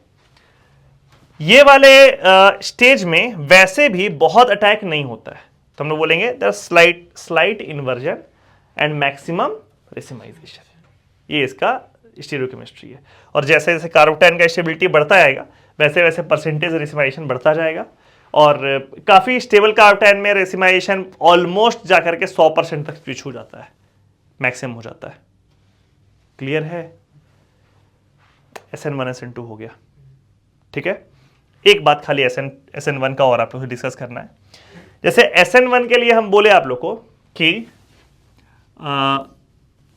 CH3X and RCH2X does not give SN1। बोलो, ये SN1 नहीं देता है, सही है, बिकॉज कार्बोकैटायन जो है वो उतना स्टेबल नहीं है। But they give SN1 with AgNO3 aqueous। ये कुछ याद आया? इन जनरल अगर इसको आप पानी से रिएक्ट करोगे तो SN1 नहीं देगा, बट AgNO3 या कोई भी ऐसा सॉल्ट के साथ जो PPT बना रहा हो हेलोजन के साथ, वो SN1 दे देगा। जैसे अगर मान लीजिए यहां पे हम लिखें हम CH3 CH2 Cl और इसमें डाल दें AgNO3, ठीक है, एक्वस यानी कि पानी है उसमें, तो यहां से ना 1 डिग्री कार्बोकैटायन बनेगा, स्टिल ये हेलोजन निकल जाएगा। और ये निकलने के बाद ये कार्बोकैटायन बन गया CH3 CH2 प्लस। यहां तो खैर रीअरेंजमेंट का स्कोप नहीं है, बट अगर कहीं पर रीअरेंजमेंट का स्कोप होगा तो हम लोग करेंगे, ठीक है। और साथ में इसके पीछे ड्राइविंग फोर्स क्या है बाबू? Ag सेल का प्रेसिपिटेट फॉर्मेशन, ठीक है। और फिर एक्वस है ना, तो एक्वस वाला H2O पानी आ जाएगा रिएक्ट करने के लिए एज ए न्यूक्लियोफाइल, और रिएक्ट करके यहाँ पे अल्कोहल बन गया CH3 CH2OH। ठीक है, सिंपली इसमें अगर आप H2 डालते तो रिएक्शन नहीं होता, लेकिन यहाँ पे AgNO3 एक्वस साथ रिएक्शन हो जाएगा। याद रहेगा ये वाला चीज। और अगर रीअरेंजमेंट का स्कोप है तब भी होगा, जैसे मान लीजिए कि ऐसा है PH CH2 CH2 Cl और इसमें आप डाल दिए AgNO3 एक्वस। ठीक है, सिंपली H2 डालने से रिएक्शन नहीं होता, 1 डिग्री है। यहां पर क्या होगा, पहले कार्बन बनेगा, हाइड्राइड शिफ्ट करके यहां आएगा, फिर यहां पे OH लग जाएगा, so the product formed will be PH CH, इस जगह पे OH, यहां पर CH3। ठीक है, ये वाला पॉइंट क्लियर है, लोग पहले पढ़े हुए भी है। न्यूक्लियोफाइल जैसे स्ट्रॉन्ग वीक तो होता ही है, एक नया तरह का न्यूक्लियोफाइल होता है ambident nucleophile. Ambident nucleophiles, they are also called ambiphiles. Ambiphiles क्या होता है बाबू एम्बिडेंट न्यूक्लियोफाइल? एक ऐसा न्यूक्लियोफाइल जिसमें कि न्यूक्लियोफिलिक सेंटर एक से ज्यादा होता है। जैसे फॉर एग्जांपल CN माइनस का एग्जैक्ट स्ट्रक्चर ऐसा होता है। तो इसमें इस कार्बन के पास भी लोन पेयर है, तो this carbon can also act as nucleophilic centre और डोनर। और ये नाइट्रोजन के पास भी लोन पेयर है, तो ये भी न्यूक्लियोफिलिक सेंटर या डोनर की तरह काम कर सकता है। अगर कार्बन अटैक किया तो प्रोडक्ट बनेगा नाइट्राइल, CN लगेगा ना, और अगर N अटैक किया तो कंपाउंड बनेगा आइसोनाइट्राइल। ठीक है, तो क्या बनेगा, बात यह है कि इसमें मेजर प्रोडक्ट क्या होगा, ध्यान से देखना। तो हम एग्जांपल लेकर के आते हैं, let's take this example, RCl reacted with CN minus. Obviously CN minus अकेला तो आएगा नहीं, किसी कंपाउंड के फॉर्म में आएगा, तो वो कंपाउंड है मान लीजिए NaCN और KCN। ठीक है, एक ये वाला केस बनेगा, और दूसरा केस बनेगा कि RCl से रिएक्ट करने के लिए जो आया है CN माइनस के फॉर्म में, दैट इज AgCN। ठीक है, दोनों में डिफरेंस समझाते हैं। पहला NaCN या फिर KCN। ठीक है, यानी कि बेसिक सा एक अल्कली मेटल्स या अल्कलाइन अर्थ मेटल वाला साइनाइड है। अब ये NaCN बहुत कंफर्टेबली एक आयनिक कंपाउंड है, तो ये ब्रेक करेगा Na प्लस और Cn माइनस में, और Cn माइनस का स्ट्रक्चर तो ऊपर बना हुआ है ही, ये है स्ट्रक्चर। अब इसमें गौर से देखो, जिसपे नेगेटिव चार्ज है बाबू, ज्यादा तगड़ा न्यूक्लियोफाइल तो वही है, तो ये वाला lone pair will act as nucleophilic centre. ये अटैक किया, यहां से निकल गया, और ये C अगर अटैक कर रहा है तो इसका प्रोडक्ट क्या बनेगा, RCN। बोलो, यानी क्या कंपाउंड फॉर्म किया, नाइट्राइल्स बन गया। AgCN में ध्यान से देखो, Ag plus pseudo inert gas configuration में है ना, यानी उसका पोलराइजिंग पावर ज्यादा है। तो ये AgCN का ना स्ट्रक्चर ऐसा है, Ag bond C triple bond N। ठीक है, और ये Ag और कार्बन के बीच में बॉन्ड कैसा है बाबू, कोवेलेंट, आयनिक नहीं है, यानी कि Ag प्लस और CN माइनस लिख दी, गलती हो जाएगा। तो इस बार तो गौर से आप देखो तो लोन पेयर कार्बन के पास है भी नहीं, सिर्फ किसके पास है, नाइट्रोजन के पास। तो ये नाइट्रोजन का लोन पेयर इस R पे अटैक करेगा, बोलो, ये वाला Cl यहां से निकलेगा, और वो Cl इस Ag प्लस को लेके भाग जाएगा कि AgCl PPT बनाते हैं, चलो, तो Ag निकल गया, और इससे अटैच कौन किया, इस R से N अटैच हुआ, तो यहां पर क्या फॉर्म कर गया वो, RNC बना, विच इज आइसोनाइट्राइल।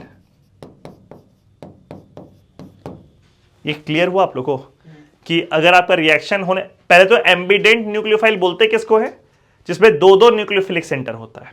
ठीक है, जैसे CN माइनस में 2 है, कार्बन और नाइट्रोजन, तो अटैक कौन करेगा, इट डिपेंड्स ऑन कि कंपाउंड कौन सा आ रहा है। अगर NaCN या KCN आ रहा है तो वैसे केस में अटैक करेगा कार्बन, अगर AgCN आ रहा है तो अटैक करेगा नाइट्रोजन। क्लियर हो गया, याद रहेगा। एक और हम लोग को देखना है ऐसा ही ambident nucleophile, nitrite ion, NO2 minus ion. बाबू NO2 माइनस आयन, इसका स्ट्रक्चर ऐसा होता है, N double bond O single bond O, यहां पे माइनस, ये रहा लोन पेयर, ये रहा लोन पेयर। तो इसमें नाइट्रोजन भी अटैक कर सकता है और ऑक्सीजन भी अटैक कर सकता है। अगर N अटैक किया तो नाइट्राइट बनेगा, और अगर O अटैक किया तो आइसोनाइट्राइट बनेगा। ज्यादा न्यूक्लियोफिलिक ऑब्वियसली O है, बिकॉज उसके पास नेगेटिव चार्ज है। ठीक है, फिर से यहां देखो, अगर ये आ गया RCl और इस पे अटैक करने के लिए आप ले आए मान लो KNO2। ठीक है, अब KNO2 क्या है बाबू? आयनिक कंपाउंड है, K प्लस और क्या बन गया इसमें? NO2 minus. अब NO2 माइनस का स्ट्रक्चर आपको दिख रहा है ऊपर में, ऐसा स्ट्रक्चर है, N डबल बॉन्ड O, इस जगह पे O पे माइनस चार्ज, बोलिए O पे माइनस चार्ज और ये N पे लोन पेयर। तो ज्यादा न्यूक्लियोफिलिक कौन है? ऑक्सीजन, नेगेटिव चार्ज की वजह से, बोलिए। तो ये अटैक किया, ये क्लोरीन निकल गया, तो यहां पर क्या फॉर्म किया? RONO किया, और क्या फॉर्म कर गया? आइसोनाइट्राइट। सही है, क्या फॉर्म किया? आइसोनाइट्राइट। वही मान लीजिए ऐसा होता RCl और इसके जगह आप ले आते रिएक्ट करने के लिए AgNO2 सिल्वर नाइट्राइट। तो सिल्वर नाइट्राइट का स्ट्रक्चर ऐसा रहेगा, N लोन पेयर है, डबल बॉन्ड O, और यहां पे O पे लगा हुआ है Ag। सही बना है फोटो? अरे भाई जिस पे नेगेटिव चार्ज आएगा उसी पे नहीं लगेगा कैटायन। तो अब यहां पर भी लोन पेयर है O के पास, यहां भी, और N पे भी लोन पेयर है। लेकिन जब दोनों न्यूट्रल है तो N will be a better nucleophile due to less electronegativity. बोलो, जब ये भी न्यूट्रल है और ये भी न्यूट्रल है तो ज्यादा न्यूक्लियोफिलिक कौन होगा? N, क्योंकि उसका इलेक्ट्रोनेगेटिविटी कम है। तो यहां पे N अटैक करेगा, Cl निकल जाएगा, फिर ये Cl Aj प्लस को ले जाएगा, और यहां पर क्या फॉर्म किया बाबू? RNO2 which is nitrite. यहां तक क्लियर हुआ? बोलो। अब यहां जब हम लोग बात किए भाई कि O और N जो है वो सेम न्यूक्लियोफिलिक, सेम चार्ज है, उसमें चार्जलेस है, लेकिन N ज्यादा न्यूक्लियोफिलिक है, तो इसके बारे में थोड़ा डिस्कशन कर सकते हैं। न्यूक्लियोफिलिसिटी ऑफ X माइनस का बात करते हैं हम लोग, ये इंपॉर्टेंट केस है। X माइनस का मतलब हो गया F minus, Cl minus, Br minus और I माइनस का बात कर रहे हैं कि इन चारों में न्यूक्लियोफिलिसिटी का ऑर्डर क्या होगा। मतलब कि इन चारों में सबसे तगड़ा न्यूक्लियोफाइल कौन होगा, उसके बाद खराब न्यूक्लियोफाइल कौन होगा, सबसे खराब न्यूक्लियोफाइल कौन होगा। ठीक है, हैलाइड आयन में क्योंकि चारों के पास ऑब्वियसली लोन पेयर है, चारों न्यूक्लियोफाइल की तरह काम कर सकता है सबके पास, इसका न्यूक्लियोफिलिटी हम लोग कंपेयर करते हैं either in presence of polar protic solvent और in presence of polar aprotic solvent. Polar protic solvent और पोलर एप्रोटिक सॉल्वेंट समझना बढ़िया से। पोलर प्रोटिक सॉल्वेंट तो एनायन को सॉल्वेट करता है, तो ऑब्वियसली पोलर प्रोटिक सॉल्वेंट इन चारों को सॉल्वेट करेगा। बोलो, सबसे ज्यादा सॉल्वेट किसको करेगा? F माइनस, जो सबसे ज्यादा इलेक्ट्रोनेगेटिव है। मान लीजिए पोलर प्रोटिक सॉल्वेंट हम लोग H2O लेकर के आ गए, तो H2O तो फ्लोरीन को देकर के पागल हो जाएगा H बॉन्डिंग बनाने की वजह से। बोलो, तो पोलर प्रोटिक सॉल्वेंट चारों को सॉल्वेट करेगा, लेकिन सबसे ज्यादा सॉल्वेट उसको करेगा जिसका साइज सबसे कम है, जिसका इलेक्ट्रोनेगेटिविटी सबसे ज्यादा है। तो सबसे ज्यादा सॉल्वेट किसको करेगा? F minus. बोलो, और जो सबसे ज्यादा सॉल्वेट हो गया उसका न्यूक्लियोफिलिसिटी सबसे कम हो गया, है ना। यानी कि पोलर प्रोटिक सॉल्वेंट में न्यूक्लियोफिलिसिटी का ऑर्डर बाबू क्या होगा? F माइनस सबसे कम, Cl माइनस उसके बाद, Br माइनस उसके बाद, और I माइनस चला गया टॉप में। ये समझ में आया सब लोग को? In case of polar protic solvent all the halide ions will be solvated, but सबसे ज्यादा सॉल्वेट कौन होगा? जो सबसे छोटा और सबसे ज्यादा इलेक्ट्रोनेगेटिव होगा, यानी कि फ्लोराइड, तो उसका न्यूक्लियोफिलिसिटी सबसे कम हो जाएगा। But if we talk about polar aprotic solvent, ये तो एनायन को सॉल्वेट नहीं करेगा ना। बोलो, करेगा क्या? नहीं, तो इसको खुला छोड़ दिया। वो अब खुला छोड़ दिया तो आप लोग याद करो, इन चारों में सबसे तगड़ा डोनर कौन है? वो है F माइनस। आप लोग बोलते ना, डोनर एटम अगर सेम ग्रुप का हो तो वहां पे इलेक्ट्रोनेगेटिविटी नहीं, साइज देखते हैं, और जो सबसे छोटा होता है वो सबसे तगड़ा डोनर होता है। Plus M effect, plus M effect में एफ और सीएल में ज्यादा बढ़िया प्लस एम किसका होता है? एफ का। अगर एक ग्रुप का बात करें हम लोग तो जो सबसे छोटा होता है उसमें इलेक्ट्रॉन का डेंसिटी सबसे ज्यादा होता है और उसका डोनेटिंग टेंडेंसी सबसे ज्यादा होता है। तो पोलर एप्रोटिक सॉल्वेंट में जो ऑर्डर होगा वो order will be F minus greater than Cl minus greater than Br minus greater than I minus. ये ऑर्डर क्लियर रहेगा। और ये सिर्फ हैलाइड के लिए नहीं, बाकी जब एप्लीकेबल है। मान लो कहीं पर आ गया OH माइनस और SH माइनस में कंपेयर करने के लिए, तो पोलर प्रोटिक सॉल्वेंट में ये हो जाएगा सेम रीजन। और अगर वहीं OH माइनस और SH माइनस को हम लोग पोलर एप्रोटिक में करेंगे तो ऑर्डर ऐसा हो जाएगा। क्लियर? इसके अलावा मतलब ये तो एक ग्रुप का चारों हो गया, यहां पे ग्रुप का चारों हो गया, ठीक है। इसके अलावा अगर डोनर एटम्स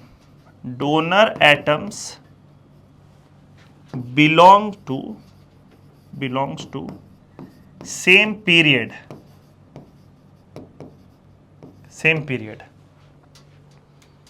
एक ही पीरियड का है। मतलब example OH minus F minus बोलो सेम पीरियड का है, ठीक है।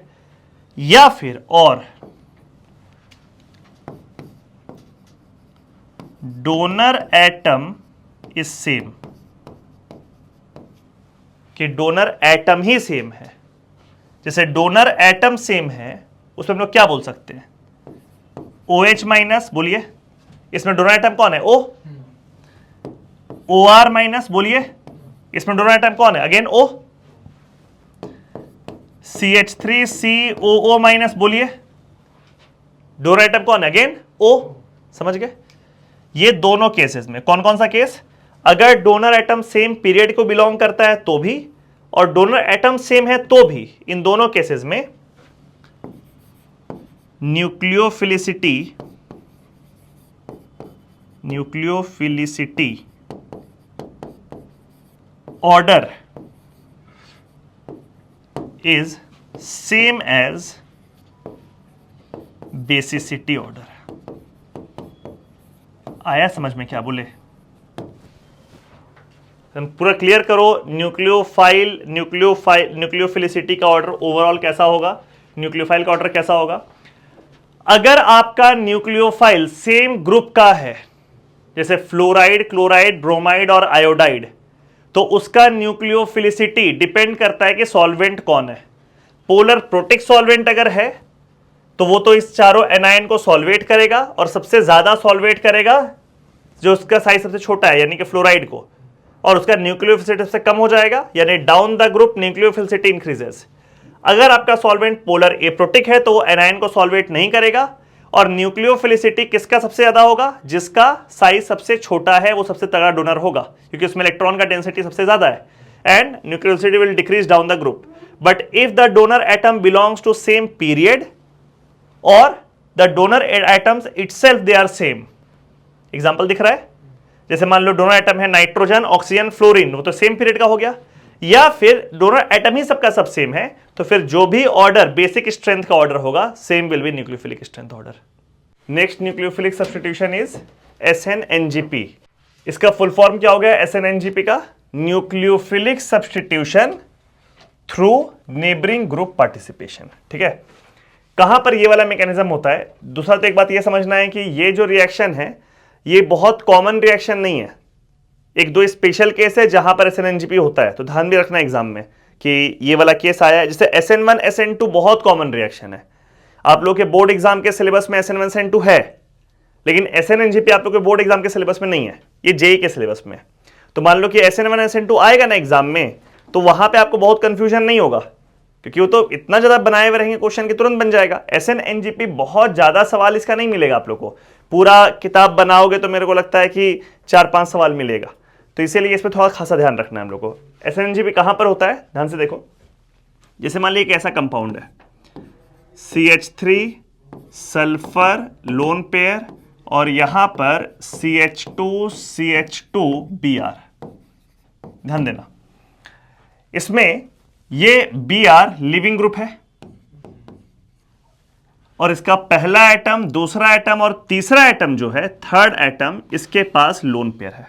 ये कंडीशन ध्यान रखो, अगर लिविंग ग्रुप से थर्ड एटम के पास लोन पेयर है तो वहां पे SnNGP हो जाएगा। कंडीशन क्लियर है? कहां पे लिख सकते हैं इसको? SnNGP टेक्स प्लेस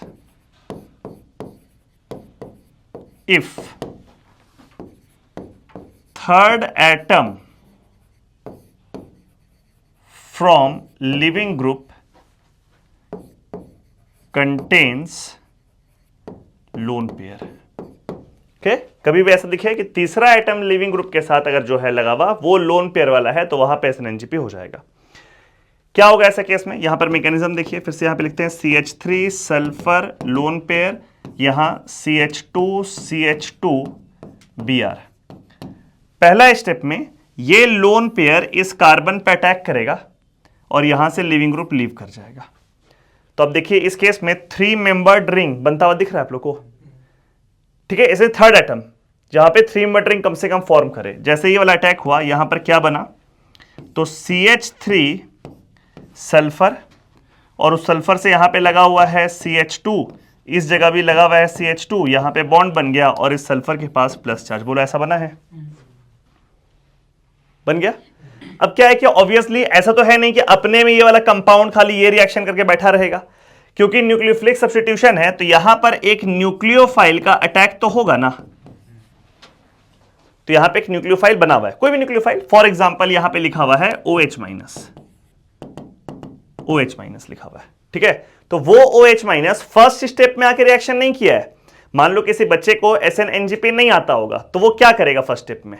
वो इसी OH माइनस को इस कार्बन पे अटैक करके Br को निकाल देगा, बोलेगा SN2 हो जा रहा है। बट यहां पे SN2 नहीं हो रहा है। SN2 सोचने के पहले आपको सोचना है कि क्या थर्ड एटम के पास लोन पेयर है। अगर थर्ड एटम के पास लोन पेयर है तो वहां पे SN2 नहीं करेंगे फर्स्ट स्टेप में, हम लोग SnNGP करेंगे, ठीक है? पहले ये वाला काम करेंगे, 3 मेंबर्ड रिंग बना लेंगे। एक बार ये 3 मेंबर्ड रिंग बन गया, अब इसके बाद क्योंकि यहां पे तो एंगल स्ट्रेन आ गया है, अब यहां पर OH माइनस आ जाएगा अटैक करने के लिए और उस रिंग को खोलने के लिए। यानी कि फर्स्ट स्टेप में जो भी अटैक आपको दिख रहा है वो इंट्रामोलिकुलर दिख रहा है, और अब सेकंड स्टेप में जब OH माइनस आएगा और रिंग को खोलने के लिए तो सल्फर से जुड़ा हुआ 2 कार्बन है, दोनों में से किसी पे भी वो अटैक करके रिंग को खोल सकता है। अब यहां तो सिमेट्रिकल है, तो यहां पे मान लो OH यहां कार्बन पे अटैक किया ऐसे करके और ये वाला ऐसे रिंग खुल गया, ठीक है? क्या प्रोडक्ट बना? CH3 सल्फर और यहां पे हम लोग लिखेंगे CH2, ये ऊपर वाला कार्बन है, फिर यहां पर CH2 और इस पे क्या लग गया बाबू? OH। देखो तो ये मैकेनिज्म क्लियर हुआ पहले? बात समझना है, अगर किसी बच्चे को नहीं आइडिया हो SnNGP का तो वो क्या करेगा एग्जाम में?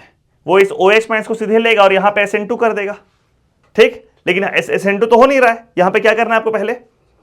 पहले थर्ड आइटम पे लोन पेयर अगर दिख गया तो ऐसे करके 3 मेंबर्ड रिंग बनाना है और फिर अगले वाले स्टेप में OH को ला करके, न्यूक्लियोफाइल को ला करके रिंग को खोल करके प्रोडक्ट बनाना है। बट आपके दिमाग में एक सवाल आना चाहिए कि सर अगर सीधे OH माइनस का अटैक कर दिए होते यहां पे तब भी तो प्रोडक्ट ही बनता, कुछ अलग थोड़ी बना दिया आप, ठीक है? ये अलग बात है, मैकेनिज्म डिफरेंट है, बट प्रोडक्ट तो दोनों केस में सेम बनता। इस केस में सेम बन रहा है, जरूरी नहीं कि हर केस में सेम बने। जैसे अगर ये वाला केस देखो आप, ऐसा हम लिख दें CH3 सल्फर और यहां पे CH2CH2Br, ध्यान दो, और इस कार्बन पे लगा दें स्टार मार्क। ये एग्जाम में लगा हुआ आ गया, इस कार्बन पे स्टार मार्क या आइसोटोप लगा दिया, C13 लिख दिया यहां पे, ठीक है? और फिर यहां पे लिखा हुआ है एरो में OH माइनस, और आपसे पूछ रहा है कि बताइए इसका प्रोडक्ट क्या बनेगा? तो अगर आप में से कोई SN2 कर दे तो सीधे ये OH यहां अटैक होगा, Br निकल जाएगा। यानी OH किस कार्बन से लगा हुआ रहेगा? सादा वाला कार्बन से, और स्टार वाला कार्बन बगल में रहेगा हमेशा। लेकिन यहां तो हम लोग को पता है कि SnGP होने वाला है, तो यहां पे क्या करें हम लोग? ये लोन पेयर को इस कार्बन पे अटैक करेंगे पहले और ये वाला Br यहां से निकाल देंगे। जैसे ये काम होगा, यहां पर क्या फॉर्म किया देखो ध्यान से, CH3 सल्फर CH2 CH2 ऐसे बॉन्ड बना हुआ है, यहाँ पे प्लस चार्ज, और इन दोनों में से कोई एक कार्बन बाबू स्टार मार्क वाला हुआ, बोलो। अब जब हम अगले स्टेप में इसमें OH माइनस का रिएक्शन करने के लिए आए, तो वो OH माइनस तो भाई सिमेट्रिकल है, इस पे भी अटैक कर सकता है और इस पे भी अटैक कर सकता है। तो हम क्या बोलेंगे, OH माइनस का ये वाला अटैक होगा 50%, बोलो, है ना, सिमेट्रिकल है, दोनों में बराबर ना होगा, और ये वाला अटैक होगा 50%। यार समझ में? तो जब इस पे अटैक करेगा OH माइनस तो ये वाला बॉन्ड खुलेगा और सल्फर से जुड़ा रहेगा स्टार मार्क वाला, यानी कि ये वाला बनेगा। लेकिन जब ये OH माइनस ऊपर वाले पे अटैक करेगा तो ये बॉन्ड तो टूट जाएगा ना, तो सल्फर से ये वाला अटैच होगा क्या? नहीं, सल्फर से कौन अटैच होगा? ये वाला। तो इस पर प्रोडक्ट कैसा बनेगा? दो प्रोडक्ट बनेगा, एक प्रोडक्ट बनेगा CH3 सल्फर CH2 CH2OH, और जिसमें ये वाला स्टार मार्क कर दो, बोलो आ रहा है समझ में? और दूसरा प्रोडक्ट क्या बनेगा? CH3 सल्फर और यहां पर CH2 CH2OH, और ये वाला कार्बन हो जाएगा स्टार मार्क। देखो समझ में आया? क्लियर हुआ? तो अगर कोई बच्चा यहां पे SN2 किया होता तो इन दोनों में सिर्फ वो कौन सा प्रोडक्ट बनाता? दूसरा वाला, बोलिए, सिर्फ दूसरा वाला। बट यहां पे तो दोनों बन रहा है और दोनों इक्वल परसेंटेज बन रहा है, मतलब ये वाला बनेगा 50% और ये वाला बनेगा 50%, and this due to the fact because the mechanism is not SN2, it is SNNGP। समझना है, SN2 लगाने के पहले एक बार ध्यान देना कि SNNGP होने का स्कोप है क्या? क्या तीसरा एटम के पास लोन पेयर है? अगर है तो हम लोग SNGP की तरफ जाएंगे, और ऐसा बहुत सारा बच्चा का ऐसा क्वेश्चन में गलती हो जाएगा, क्योंकि मैक्सिमम स्टूडेंट, मतलब कहने का मतलब ये है कि मान लो किसी एक पर्टिकुलर बैच में 50 बच्चा बैठा हुआ है और हम ये चीज पढ़ा दिए बहुत तरीका से, बट फिर भी एग्जाम में अगर क्वेश्चन पूछा जाएगा ना इस पर बेस्ड, जहां पे SNGP लगना चाहिए, तो आधा क्लास वहां SN2 करके आएगा, पढ़ा हुआ है उसके बावजूद भी, क्योंकि उतना ज्यादा प्रैक्टिस नहीं हुआ उसका। तो क्या हुआ, एग्जाम में SN2 करके आ गया, और बाद में जब उसको पता चला यहाँ SNGP, तो याद, अच्छा यहाँ SNGP होने वाला था बट हम नहीं किए। ठीक है, तो थोड़ा ध्यान रखना इस बात को। ये सिमेट्रिकल वाले केस में स्टार मार्क देके पूछ सकता है। अच्छा मान लो अगर ऐसा रहे क्वेश्चन, तो CH3 सल्फर और यहां पे है CH2 CH Br CH3, एक ये है और दूसरा है CH3 सल्फर CH3 CH2Br। इसमें लगा हुआ है OH माइनस और यहां पर भी लगा हुआ है OH माइनस। दोनों का आपको बनाना है सिर्फ मेजर प्रोडक्ट। जैसे इस केस में ये वाला सल्फर यहां पे अटैक किया, ये निकल गया, तो यहां पे बना CH3 सल्फर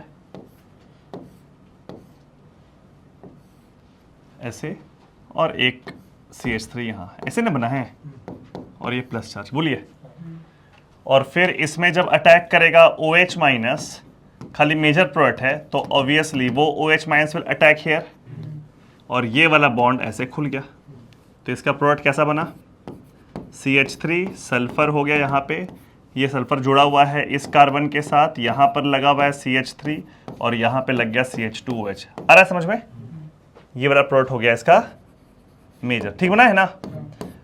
अब देखो, अगर कोई बच्चा इस क्वेश्चन में SN2 कर दे एग्जाम में, तो उसका आंसर गलत हो जाएगा, बिकॉज SN2 वाले केस में तो वो यहां अटैक करके OH लगाएगा, और देखो वो प्रोडक्ट नहीं बना है वहां पे, तो कुछ और बन गया है, तो उसका पूरा गलत हो जाएगा। ये वाले केस में भी मेरे को लग रहा है कि सेम प्रोडक्ट बनेगा। ये समझ में आया? बिकॉज एक बार जब ये अटैक करेगा, ये वाला इस पे अटैक किया और यहां से Br निकल गया, तो वो इंटरमीडिएट सेम बन जाएगा, तो उसके बाद फिर OH match come straight crowding वाले में अटैक कर देगा, तो सेम प्रोडक्ट बनेगा। तो एग्जाम में ये सब सवाल ही पूछ सकता है। ये दोनों बना करके दे दिया आपको, और दोनों में OH मैच का अटैक करके प्रोडक्ट बना दिया A और B, और A और B के बीच में रिलेशन पूछ रहा है। तो एक क्वेश्चन है भाई A और B functional isomer, sorry chain isomer है, एक बोल देगा कि A और B पोजिशनल आइसोमर है, कोई बोल देगा A और B आइडेंटिकल है, तो इसका सही आंसर क्या होगा? A और B आइडेंटिकल है। अच्छा सवाल में आया। लेकिन अगर कोई बच्चा दोनों में SN2 करेगा, तो उसका जो आंसर आएगा वो कुछ और आएगा, उसमें कुछ आएगा ना भाई, कुछ पोजीशन कुछ चेन आएगा ना, तो वो आंसर को टिक करेगा, तो यहाँ पे डिफरेंस हो जाएगा। क्लियर है यहाँ तक? तो कंडीशन ध्यान रखना है बाबू, SnNGP कब होगा? लिविंग ग्रुप से तीसरा एटम के पास लोन पेयर होना चाहिए। पहले इंट्रामोलिकुलर अटैक होकर के 3 मेंबर रिंग बनेगा और उसके बाद फिर न्यूक्लियोफाइल अटैक करके रिंग को खोल देगा। न्यूक्लियोफाइल अटैक कहां पर करेगा? जिस कारण पे स्टेरिक क्राउडिंग कम है। ठीक है, इस SnNGP का स्टीरियो केमिस्ट्री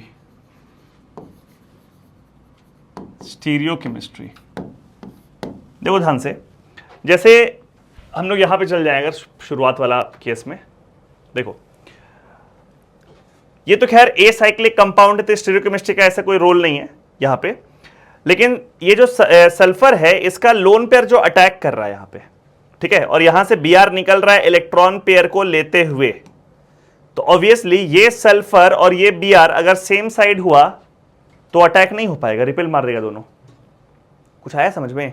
ये वाला सल्फर और ये वाला Br, attack of sulphur should not be in the same side, in the same plane as that of Br। ठीक है, Br और सल्फर अगर दोनों सेम प्लेन में तो गड़बड़ हो जाएगा। तो ये ए साइक्लिक में कोई लफड़ा नहीं होता, वो अपने आप को अलाइन कर लेगा। प्रॉब्लम कहां पे होता है? जहां पे इस तरह कंपाउंड हो। देखो जैसे मान लीजिए ऐसा है, एक रिंग बना, इसमें यहां पे हम लिख दिए हैं Cl और यहां पे हम लिख दिए हैं मान लीजिए OH। ठीक, SnNGP का जो क्राइटेरिया है वो तो ये फुलफिल कर रहा है। लिविंग ग्रुप से तीसरा एटम के पास लोन पेयर है, दिखा, लिविंग ग्रुप पहला एटम, दूसरा एटम, तीसरा एटम के पास लोन पेयर है। लेकिन यहां पर SnNGP नहीं होगा, क्योंकि ये लोन पेयर वाला आदमी और ये लिविंग ग्रुप दोनों सेम प्लेन में। स्टीरियोकेमिस्ट्री कहता है SnNGP का कि living group and atom with lone pair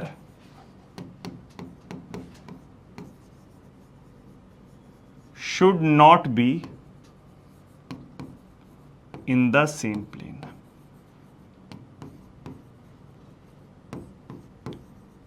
should not be in the same plane, क्योंकि अगर वो सेम प्लेन में रहेगा तो दोनों एक दूसरे को रिपेल करेगा। लिविंग ग्रुप इलेक्ट्रॉन लेकर के जा रहा है, वो इलेक्ट्रॉन और लोन जो एटम के पास लोन पेयर है उसका लोन पेयर रिपेल मार देगा। तो इस केस में SnNGP नहीं होगा। मान लीजिए यहां पे OH minus as a nucleophile question में दिया हुआ है और ये क्लियर हो गया कि SnNGP नहीं होगा, स्टीरियोकेमिस्ट्री अलाउ नहीं कर रहा है, तो यहां पे हम लोग स्ट्रेट अवे SN2 कर देंगे। अरे SN2 के तो एलिजिबल है ना, ये OH माइनस आ करके ये Cl के साथ SN2 कर सकता है ना, तो कर देगा। SN2 का स्टीरियोकेमिस्ट्री इन्वर्जन था, तो ये Cl अगर आउट ऑफ द प्लेन लगा हुआ है तो उसमें जो OH लगेगा वो इनसाइड द प्लेन लग जाएगा, तो इसका प्रोडक्ट ये बनेगा, सिर्फ एक प्रोडक्ट बनेगा और वो प्रोडक्ट ऐसा होगा, ऐसा है, ये वाला OH आउटसाइड द प्लेन और यहां पर जो OH लग गया बाबू वो हो जाएगा इनसाइड द प्लेन। क्लियर है? Only one product and this is the product. ठीक, लेकिन अगर मान लीजिए ऐसा रहता,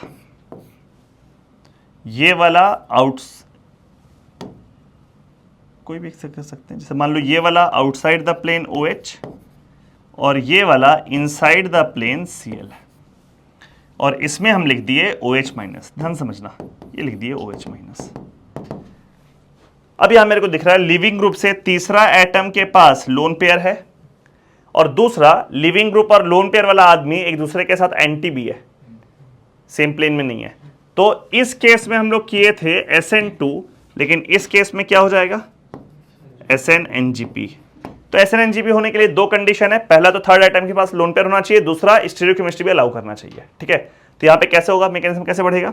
ये जो लोन पेयर है ये अटैक किया यहां पे और यहां से लिविंग ग्रुप लीव करके बुलाया, समझ में?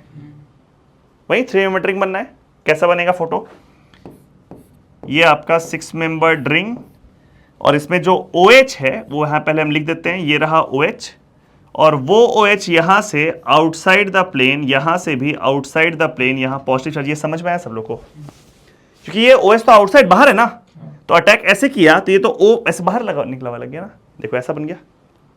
ठीक, अब इस केस में अगर आप सेकेंड वाले स्टेप में इस पे अटैक करते हैं OH माइनस, ध्यान दो, इस पे आप अटैक करते हैं OH minus as a nucleophile, तो OH minus because is symmetrical, उसका अटैक करने का दो तरीका होगा। एक अटैक कर सकता है OH माइनस, कहां पर देखो ध्यान से, एक अटैक कर सकता है इस कार्बन के पास और ये वाला बॉन्ड खुल जाएगा, और दूसरा ये OH माइनस अटैक कर सकता है ये कार्बन में, तब ये वाला बॉन्ड खुल जाएगा। तो दोनों प्रोडक्ट बना के देखें हम लोग, ठीक है। ये वाला को अगर यहां पे हम अटैक करवा दें और ये वाला बॉन्ड को खोल दें, तो अब एक चीज समझो, जब ये आउटसाइड द प्लेन OH वाला बॉन्ड है, ये आउटसाइड द प्लेन है, तो ये OH कहां से अटैक कर रहा होगा? अंदर से। काइंड ऑफ SN2 हुआ कि नहीं? अगर ये O बाहर बना हुआ है बॉन्ड, तो ये बाहर से कैसे अटैक करेगा? तो बाहर पे अपने से है, तो वो अटैक कहां से करेगा? पीछे से। तो इसमें प्रोडक्ट क्या बनेगा? पहला वाला में देखो, ऐसा 6 मेंबर्ड रिंग, नीचे वाला OH will be outside the plane जैसा था, और ऊपर वाला OH will become inside the plane. बताइए आया समझ में? क्लियर हुआ? पक्का? इस केस में क्या होगा? ये OH नीचे अटैक किया है, कहां से अटैक किया है? ये outside the plane, inside the plane. तो इसका प्रोडक्ट कैसा बनेगा? ये आपका 6 मेंबर्ड रिंग ऐसे है, यहां पर लग जाएगा OH बाबू इनसाइड द प्लेन, और ये वाला OH लग जाएगा आउटसाइड द प्लेन। गौर से देखिए, ये दोनों इनैंशियोमर्स है, दिखा क्या? ये देखो ना, ऊपर वाला जो कन्फिग्रेशन है और नीचे वाला जो कन्फिग्रेशन, दोनों पलट गया है। तो अगर यहां पे, और पक्का ने मीजो नहीं है, POS कहां है क्या plane of symmetry, centre of symmetry? नहीं, तो ये मीजो नहीं है। तो अगर ये मीजो नहीं है, ये ऑप्टिकली एक्टिव है, तो इसका मिरर इमेज ये रहा। तो दिख भी रहा है, ऐसे ही मिरर इमेज दिख रहा है, देखो ना, लो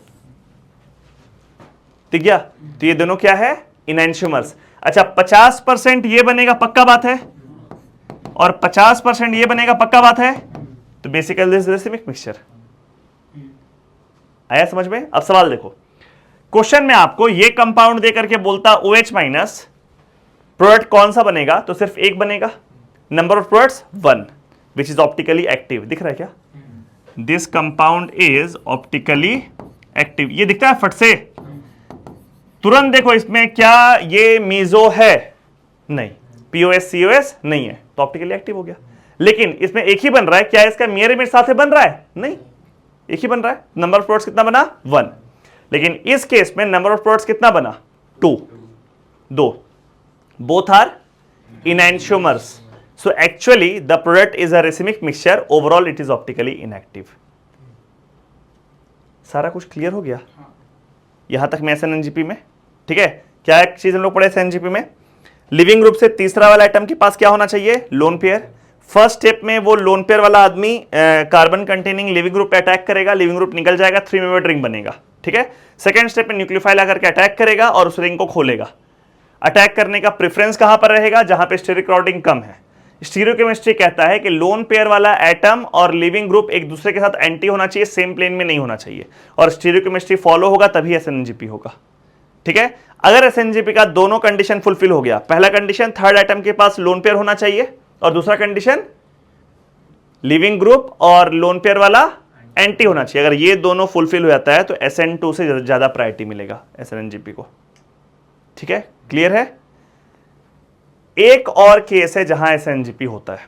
अभी हम लोग क्या पढ़े? Third atom from living group should contain lone pair. यहां है third atom from living group should B alkyne, जैसे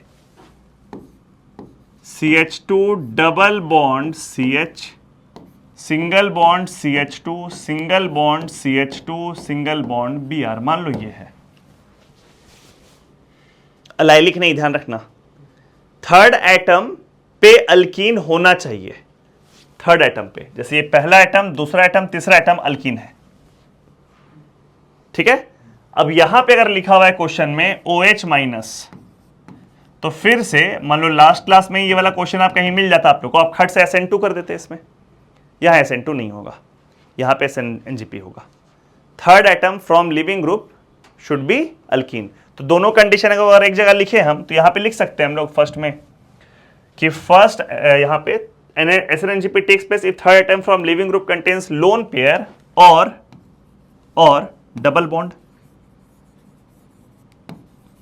डबल बॉन्ड ऑफ अल्कीन। बोलिए, डबल बॉन्ड ऑफ अल्कीन। तो यहां पे अब अगर यहां पे OH माइनस लिखा हुआ है एग्जाम में, क्या करोगे इसमें, ध्यान देना, ये वाला बॉन्ड तोड़ेंगे, इसको यहां अटैक करेंगे, यहां Br निकाल देंगे। आपको लगेगा इतना उटपटांग काम किए क्यों है? देखिए इसके बाद जो कार्बोकैटायन बन रहा है वो डांसिंग रेजोनेंस वाला बन जा रहा है। दिखा क्या?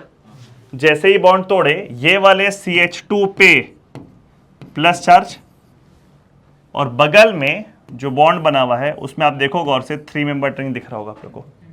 And this carbocation is exceptionally stable due to dancing resonance. ठीक है, अब इसके अगले स्टेप में वो OH माइनस आ जाएगा अटैक करने के लिए, और इस बार बाबू वो OH माइनस इस रिंग को नहीं खोलेगा, क्योंकि तो पहले से ही इतना शानदार कार्बोकैटायन, इसका रिंग क्यों खोलेगा? वो आकर के चुपचाप से इस कार्बोकैटायन पे अटैक कर देगा, और इसका जो प्रोडक्ट है वो ऐसा बनेगा।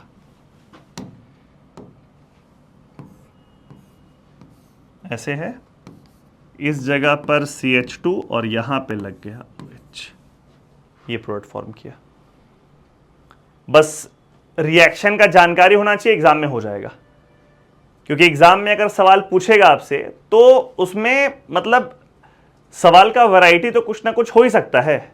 जैसे मान लो कि यहाँ पे OH आप लगा दिए, यहां से निकाल दिए, तो यहाँ पे OH लगा दिए SN2 करके, और एक्चुअली प्रोडक्ट ये बन रहा है, तो अब उसमें कुछ ना कुछ सवाल को ऐसे क्रिएट कर देगा कि आपको IUPAC नेम पूछ दिया आपसे, प्रोडक्ट का 4 को ऑप्शन का फोटो बना देगा, तब तो आप पकड़ लेंगे अच्छा ये तो गोल क्यों बन रहा है रिंग वाला, SNGP हो रहा होगा, लेकिन 4 को IUPAC नेम लिख देगा तो वहां फंसने का चांस रहेगा। क्लियर है? ठीक है, इसमें एक केस और देखते हैं, यही वाला डबल बॉन्ड वाला में देखिएगा। जैसे ऐसा कंपाउंड है, बेंजीन रिंग,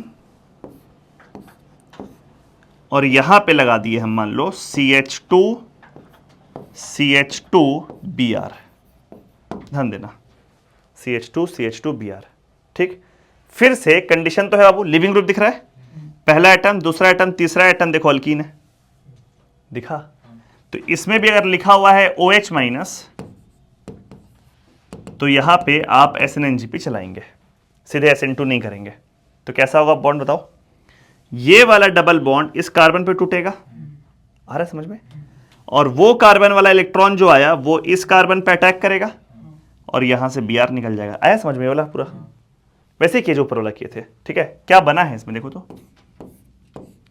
ये 6 मेंबर्ड रिंग, ये दोनों डबल बॉन्ड जैसा था वैसे ही है, ये वाले कार्बन पे प्लस चार्ज आ गया, और यहां पे मेरे को लग रहा है कि ये देखो ये 3 मेंबर्ड रिंग ऐसा बन गया। बोलो, है तो ये भी बहुत शानदार, डांसिंग रेजोनेंस दिख रहा होगा आप लोग को, 3 मेंबर्ड के बगल में प्लस है, अच्छा तो है ही, लेकिन ना यहाँ नुकसान ज्यादा बड़ा हो गया है, एरोमेटिसिटी गायब हुआ है।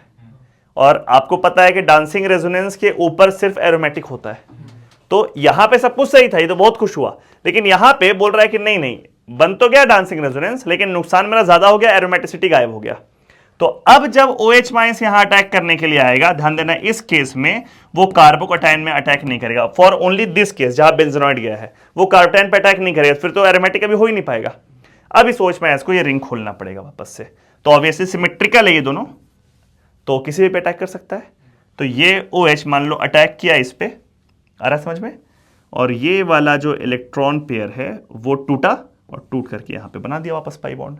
तो इसका प्रोडक्ट कैसा बन गया?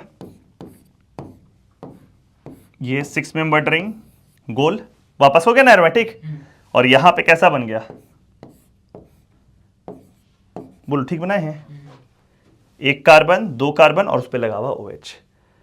फिर आपके मन में आएगा कि सर सीधे अगर SN2 कर दिए हो तब भी वही प्रोडक्ट बनता, लेकिन आप लोगों को पता है ये तो सिमेट्रिकल तब ना, ऐसा बात है। अगर मान लीजिए इसी दोनों कार्बन में किसी एक कार्बन पे हम स्टार मार्क लगा दिए होते तो वहां पे डिफरेंस हो जाता, 2 कंपाउंड बनता, पहला तो ये।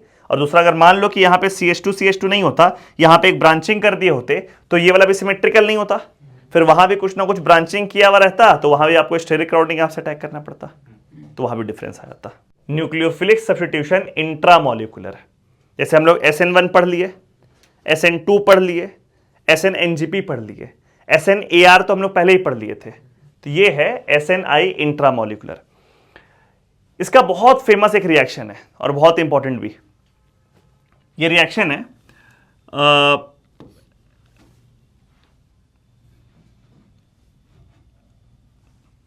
ये रिएक्शन है एल्कोहल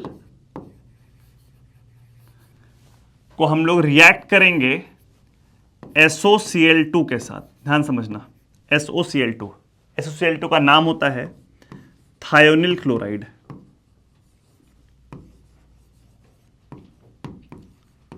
थायोनिल क्लोराइड, ठीक है। और यहां प्रोडक्ट में बन जाएगा अल्काइल हैलाइड या फिर alkyl chloride. Is basically preparation of alkyl chloride या अल्काइल हैलाइड फ्रॉम एल्कोहल। जैसे बहुत सिंपल सा चीज है, अगर मान लीजिए ऐसा एक रिएक्शन है CH3OH और इसमें लिखा हुआ है SOCl2, तो यहां पे फॉर्म हो जाएगा CH3Cl, स्ट्रेट फॉरवर्ड। और इसमें जो मैकेनिज्म फॉलो होगा that mechanism is SNI, intramolecular. कैसे रिएक्शन होगा ध्यान दो, यहां पे हम ROH लिख रहे हैं, ठीक है। ROH when reacted with SOCl2, S double bond O, यहां पे एक Cl, यहां पे एक Cl। इस मैकेनिज्म को समझो, फिर उसको थोड़ा सा हम ये वाले रिएक्शन को और थोड़ा ब्रॉड बताएंगे, इसमें और कौन कौन रिएजेंट क्या क्या करने वाला है, ठीक है। देखना बढ़िया से देखो, एल्कोहल को रिएक्ट कर रहे हैं SOCl2 के साथ। कैसा रिएक्शन होगा, बहुत सिंपल सा फंडा है। ऐसे करके ये यहां पे अटैक किया और ये वाला ऊपर चला गया। सिंपल है ना, कोई दिक्कत नहीं। तो यहां पर क्या फॉर्म किया देखो, ऐसे RO, उस O पे क्या लगा हुआ है, एक H और यहां पे पॉजिटिव चार्ज, और फिर इस जगह पे S, एक इसमें O माइनस है, यहां पे एक Cl और यहां पे एक Cl है, ठीक है, कोई दिक्कत नहीं। नेक्स्ट स्टेप में ये O वापस से पाई बॉन्ड बनाएगा और इसमें से एक Cl को निकाल लेगा, ठीक है।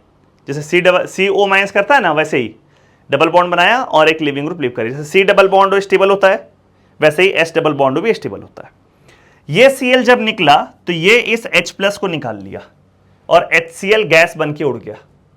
ये Cl माइनस जब निकला तो ये H प्लस को निकाल लिया और यहां से HCl गैस बन के उड़ गया। तो यहां पर क्या बनेगा, देखिए यहां पे हम लिखे माइनस HCl और यहां पे ऐसा कुछ बन गया RO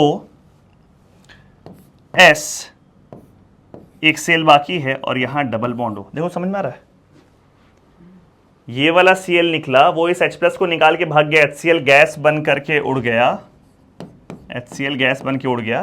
तो यहां पे क्या बचा, RO बचा, S डबल बॉन्ड O बचा और एक Cl बचा, ठीक है। यहां पे इंट्रामोलिकुलर अटैक अब होने वाला है। कैसा अटैक होगा देखो, ये ऑक्सीजन का जो लोन पेयर है वो O की तरफ जाएगा, ऐसे ब्रेक करेगा, ये वाला बॉन्ड Cl की तरफ ब्रेक करेगा और ये Cl का जो लोन पेयर है वो इस R पे इसी साइड से अटैक कर देगा।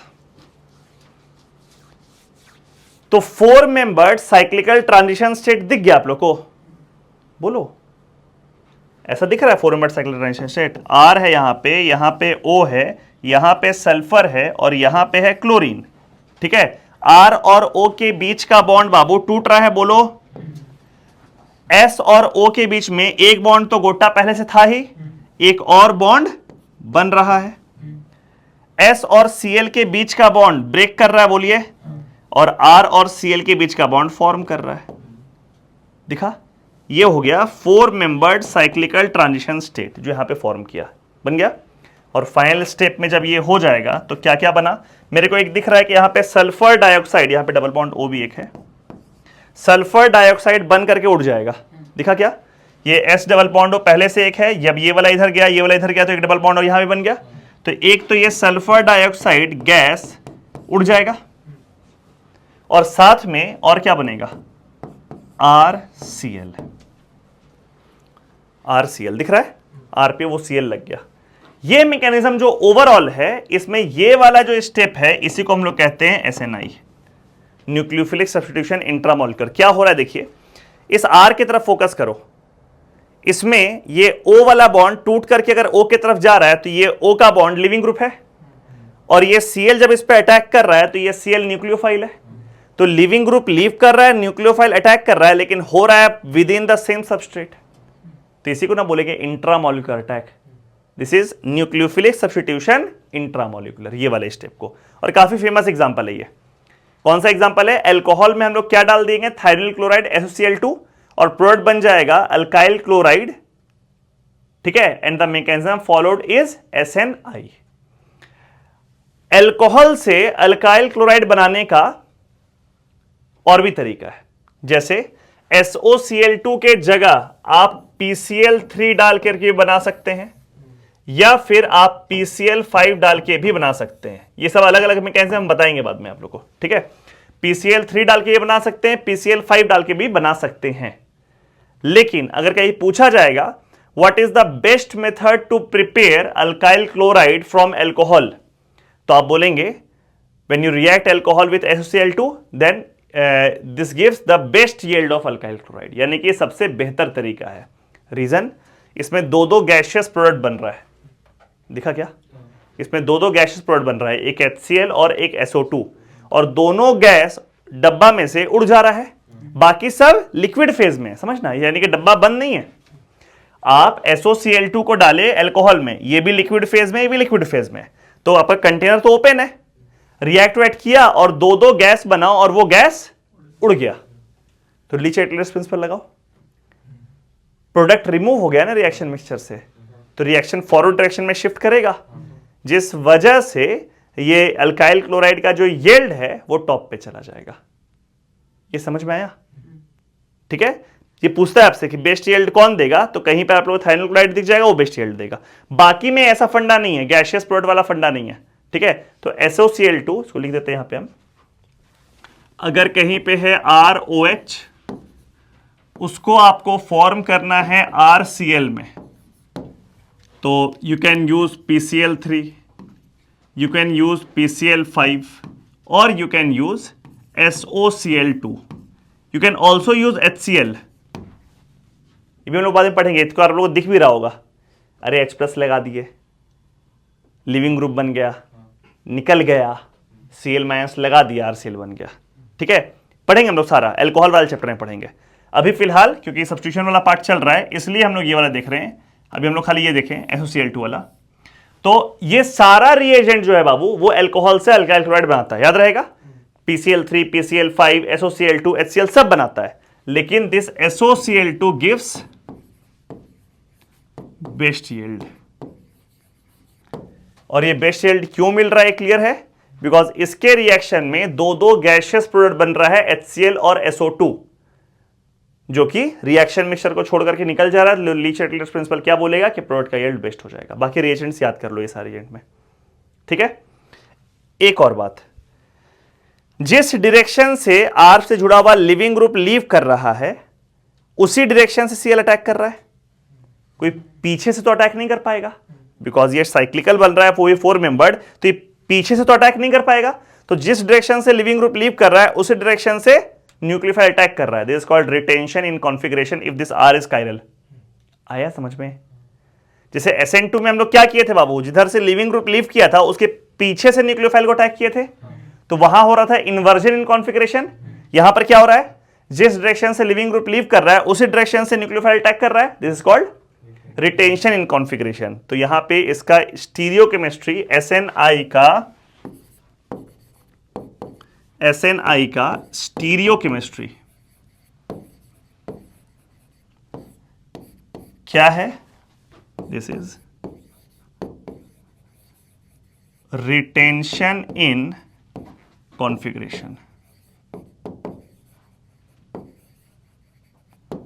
विच मीन्स अगर यहां पे हम एक फिशर बना के आप लोग को बताएं, यहां पर OH है, ठीक है, यहां CH3 है, यहां H है, और यहां पे है मान लीजिए PH, ठीक है, और इसमें दिया हुआ है SOCl2 एरो में। तो क्या करें, जिस तरफ से OH को निकाल रहे हैं वहीं पे Cl लगा दे एक, बोलो, तो इसका प्रोडक्ट क्या बन जाएगा? ऐसे है, यहीं पर Cl, यहां PH, यहां H और यहां CH3। लिविंग ग्रुप जिस बॉन्ड से डिटैच हुआ उसी बॉन्ड में क्लोरीन यानी कि न्यूक्लियोफाइल अटैच हो गया, इसी को बोलते हैं रिटेंशन कॉन्फ़िगरेशन। जरूरी नहीं है कि एग्जाम में एग्जैक्टली यही वाला फिशर बना करके दे, हो सकता है कि इसमें 2 स्वैपिंग करके दे दे आपको, ध्यान रहेगा, ये दोनों को स्वैप कर दिया, दोनों को स्वैप कर दिया, तो वहां पे आपको देखते रहना है। इन्वर्जन में क्या करते हैं हम लोग, क्लियर है कि लिविंग ग्रुप को लीव कराए और वहां पे न्यूक्लियोफाइल को लगा करके एक स्वैपिंग करके देख लिए कौन सा प्रोडक्ट बन रहा है, ठीक है। और रिटेंशन में क्या करेंगे हम लोग, जिधर से लिविंग ग्रुप को लीव करा रहे हैं उधर से ही हम लोग न्यूक्लियोफाइल को अटैच कर देंगे, SNI मैकेनिज्म। Done, clear. ये फेमस है SNI का मैकेनिज्म, अल्कोहल प्लस SOCl2, बाकी सारा मैकेनिज्म हम लोग बाद में देखेंगे, ठीक है। और ऐसे SNI टुकड़ा टुकड़ा में किसी किसी क्वेश्चन के फॉर्म में दिख सकता है आपको, जैसे आपको दिखाते हैं एक फॉर्म। ये सब रिएक्शन देख करके थोड़ा पकड़ना है। जैसे मान लीजिए यहां पे लगा हुआ है NO2, ठीक है, और यहां पे एक लगा हुआ है Cl, ठीक है, और यहां पे लिख दिया आपको OH माइनस, और आपसे पूछ रहा बताइए प्रोडक्ट क्या बनेगा। ध्यान सुनना, जनरली ये OH माइनस देखेगा बच्चा, यहां पे SN2 कर देगा, ठीक है। आपको थोड़ा सोचना है कि ये NO2 जो दिया है इसका क्या यूज है। तो बाबू NO2 देने का मतलब है कि NO2 के जस्ट बगल वाला जो कार्बन है उस पर लगा हुआ H काफी एसिडिक है, तो इस रिएक्शन में ये OH minus as a nucleophile ये काम नहीं करेगा, but it will act as a base. कोई थंब रूल नहीं है, वो ध्यान रखना इस बात का, कोई थंब रूल नहीं है, वो आपको क्वेश्चन में देख करके सबस्ट्रेट के स्ट्रक्चर को देख करके थोड़ा सा समझना पड़ेगा, और प्रैक्टिस से और अच्छा से आएगा। जैसे NO2 लगा हुआ है तो NO2 के बारे में सोचना है कि NO2 क्यों लगाया है। NO2 के बगल वाला तो कार्बन में H बहुत ज्यादा एसिडिक होता है, तो यहां OH माइनस अगर बेस के ऐसा काम किया और ये वाला H प्लस निकाल लिया तो यहां पर क्या बना, देखो तो NO2 बीच में कितना कार्बन है, 6, और यहां लगा हुआ है Cl, तो इस जगह में बाबू लोन पेयर माइनस चार्ज आ गया, बोलो आया। अब अगले स्टेप में क्या होगा, यहां पे देखो न्यूक्लियोफिलिक सेंटर है, और ये देखो कार्बन पे लगा हुआ है लिविंग ग्रुप, तो इलेक्ट्रोफिलिक सेंटर है, तो ये वाला यहां अटैक किया और यहां से Cl निकल गया। तो अब देखिए ये वाला स्टेप आपको SNI दिखा, क्या दिखा SNI, एक ही सबस्ट्रेट में एक ही मॉलिक्यूल में न्यूक्लियोफिलिक सेंटर भी है और उसी में लिविंग ग्रुप भी लीव किया हुआ है, और यहां पे देखो ध्यान से 6 मेंबर रिंग बन गया, तो यहां पे 6 मेंबर्ड रिंग एक फॉर्म कर गया और उसमें NO2 लग गया। अब ये SNI है, अच्छा सवाल है एडवांस लेवल पे, इसी को आगे बढ़ा देगा। मान लो इसी में हम डाल दिए सेलेनियम हीट, बोलो, तो ये नाइट्रोबेंजीन बन गया। अब इसके आगे नाइट्रोबेंजीन का बहुत सारा रिएक्शन हम कर दिया, SnHCl डाल दिए, यहां पे कुछ बन गया, फिर आगे कुछ कर दिया, आगे कुछ कर दिया, तो ये बहुत अच्छा एक सवाल क्रिएट हो गया एग्जाम में, ठीक है। बट थोड़ा समझना है हम लोग को कि यहाँ पे रिएक्शन कैसे आगे बढ़ रहा है। यही NO2 अगर नहीं होता तो आप SN2 कर देते, स्ट्रेट फॉरवर्ड सही हो जाता, बट NO2 अगर डाला है तो दिमाग उधर चलाना है कि NO2 क्यों डाला है, तो यहाँ पे एसिड बेस हो रहा होगा। क्लियर है। ये थोड़ा बहुत प्रैक्टिस से SNI का और भी एग्जांपल्स आएगा समझ में। जैसे एग्जांपल और देते हैं आप लोग को, ये वाला क्वेश्चन आप लोग को बुक में मिलेगा भी, जैसे ऐसा रहता है, सब प्रैक्टिस का खेल है, और यहां पे मान लीजिए है SHH और इस जगह पे है ClH, ठीक है, और यहां पे डाल दिए हम OH माइनस। सब कुछ सोचो, मेरे को यहां पे किसी भी तरह का SNNGP नहीं दिख रहा है। SNNGP होता अगर ये SH वाला जो बॉन्ड है वो यहां बगल में होता, बोलो, ये लिविंग ग्रुप है, लिविंग ग्रुप से पहला एटम, दूसरा एटम, तीसरा एटम, अगर यहां पे ये वाला डंटा खड़ा होता ना तो SNNGP हो जाता है। SNNGP तो होगा नहीं, तो नॉर्मली बच्चा क्या कर देगा, इसमें SN2 कर देगा, ठीक है। यहां SN2 भी नहीं होगा बिकॉज S पे लगा हुआ H बहुत एसिडिक होता है, थायोल, तो ये OH माइनस यहां पे काम करेगा एज बेस, ये H प्लस निकाल लेगा। जैसे ही H प्लस निकालेगा यहां पे कंपाउंड ऐसा बनेगा, ऐसा है। यहां पे क्या बन गया बाबू, S माइनस बन गया, बोलो, ये वाला H है और इस जगह पे ये Cl है और ये H है, ठीक है। अब थोड़ा सा इसका ओरिएंटेशन आपको समझना है, बिकॉज ये वाला कार्बन sp3 है, बोलो, और ये वाला कार्बन भी sp3 है, तो कैसा स्ट्रक्चर होगा ये? मान लो ये 6 मेंबर्ड वाला रिंग बोर्ड के प्लेन में है, तो ये सल्फर और ये हाइड्रोजन आउटसाइड और इनसाइड होगा। तो मान लीजिए ये सल्फर ऐसे बाहर निकला हुआ है, ठीक। सिमिलरली ये और H और Cl भी आउटसाइड इनसाइड होगा, और क्योंकि ये वाला पार्ट और ये वाला पार्ट एंटी है, तो ये अगर हम सल्फर को बाहर निकाल दिए तो इस क्लोरीन को अंदर भेजना पड़ेगा, और सल्फर का साइज बड़ा होता है, तो वो सल्फर यहां बाहर से इस एटम पे ऐसे आके अटैक करेगा, उधर से क्लोरीन का लीव करवा देगा। कैसा अटैक हो रहा है देखो, ये यहां पे अटैक किया, इस प्लेन में नहीं है, बाहर से अटैक कर रहा है, और यहां से क्लोरीन को लीव करवा दिया। तो इसका एक्चुअली स्ट्रक्चर जो प्रोडक्ट बनेगा वो कैसा बनेगा, ऐसे है, और यहां पे हम लोग लिख सकते हैं ऐसा कि ये सल्फर ऐसे और ऐसे, बोलो ये बाइसाइक्लिक कंपाउंड बना, जो कि 6 मेंबर रिंग में पॉसिबल है बनना, ठीक है। प्रैक्टिस करते करते, क्वेश्चन देखते देखते ये सब आने लग जाएगा कि कहां पर क्या पॉसिबिलिटी है, ठीक है। वैसे आप लोग को बता देते हैं SNI का जो एक्चुअली नेम रिएक्शन हम लोग को पढ़ना है इंपॉर्टेंट, जो इन सिलेबस वाला पार्ट, वो ये वाला है SOCl2 वाला। बट ये एक दो एग्जांपल आप लोग को हम दिए सो दैट कि SNI और भी कहीं कहीं पर आपका लग सकता है, ठीक है। जैसे एक और एग्जांपल आप लोग को SNI का देते हैं हम, देखो मान लीजिए ऐसा एक कंपाउंड है, ऐसे यहां पे लगा हुआ है Cl, ठीक है, और यहां पे लगा हुआ है MgBr, ऐसे दे दिया हम। हो सकता है MgBr नहीं होता, सिर्फ Br होता, और Mg ड्राइथर्सिस को ट्रीट करते तब ये बन जाता, ठीक है। यहां पे SNI हो जाएगा। कैसे? ये तो इलेक्ट्रॉन पेयर इधर चला ही गया, बोलो गया। अब यहां देखो, यहां पे लोन पेयर भी आ गया और यहां पे लिविंग ग्रुप भी है, तो ये यहां अटैक करके Cl को निकाल दिया और यहां साइक्लोप्रोपेन बन गया। ये हमको लगता है कि ये सवाल आप लोगों को मिला भी होगा किताब में बनाने के समय ग्रिनार्ड का। तो ये एक्चुअली ये वाला स्टेप जो हुआ है वो क्या हुआ, वो SNI ही तो हुआ है, देखो ध्यान से हुआ ना SNI। ये वाले स्टेप में इस कार्बन के पास लोन पेयर है तो ये न्यूक्लियोफिलिक सेंटर है, और ये लिविंग ग्रुप है, अटैक किया, लिविंग ग्रुप लीव करा, सेम सबस्ट्रेट, तो ये SNI हो गया। तो SNI में इस तरह का वैरायटी खूब मिलेगा हम लोग को।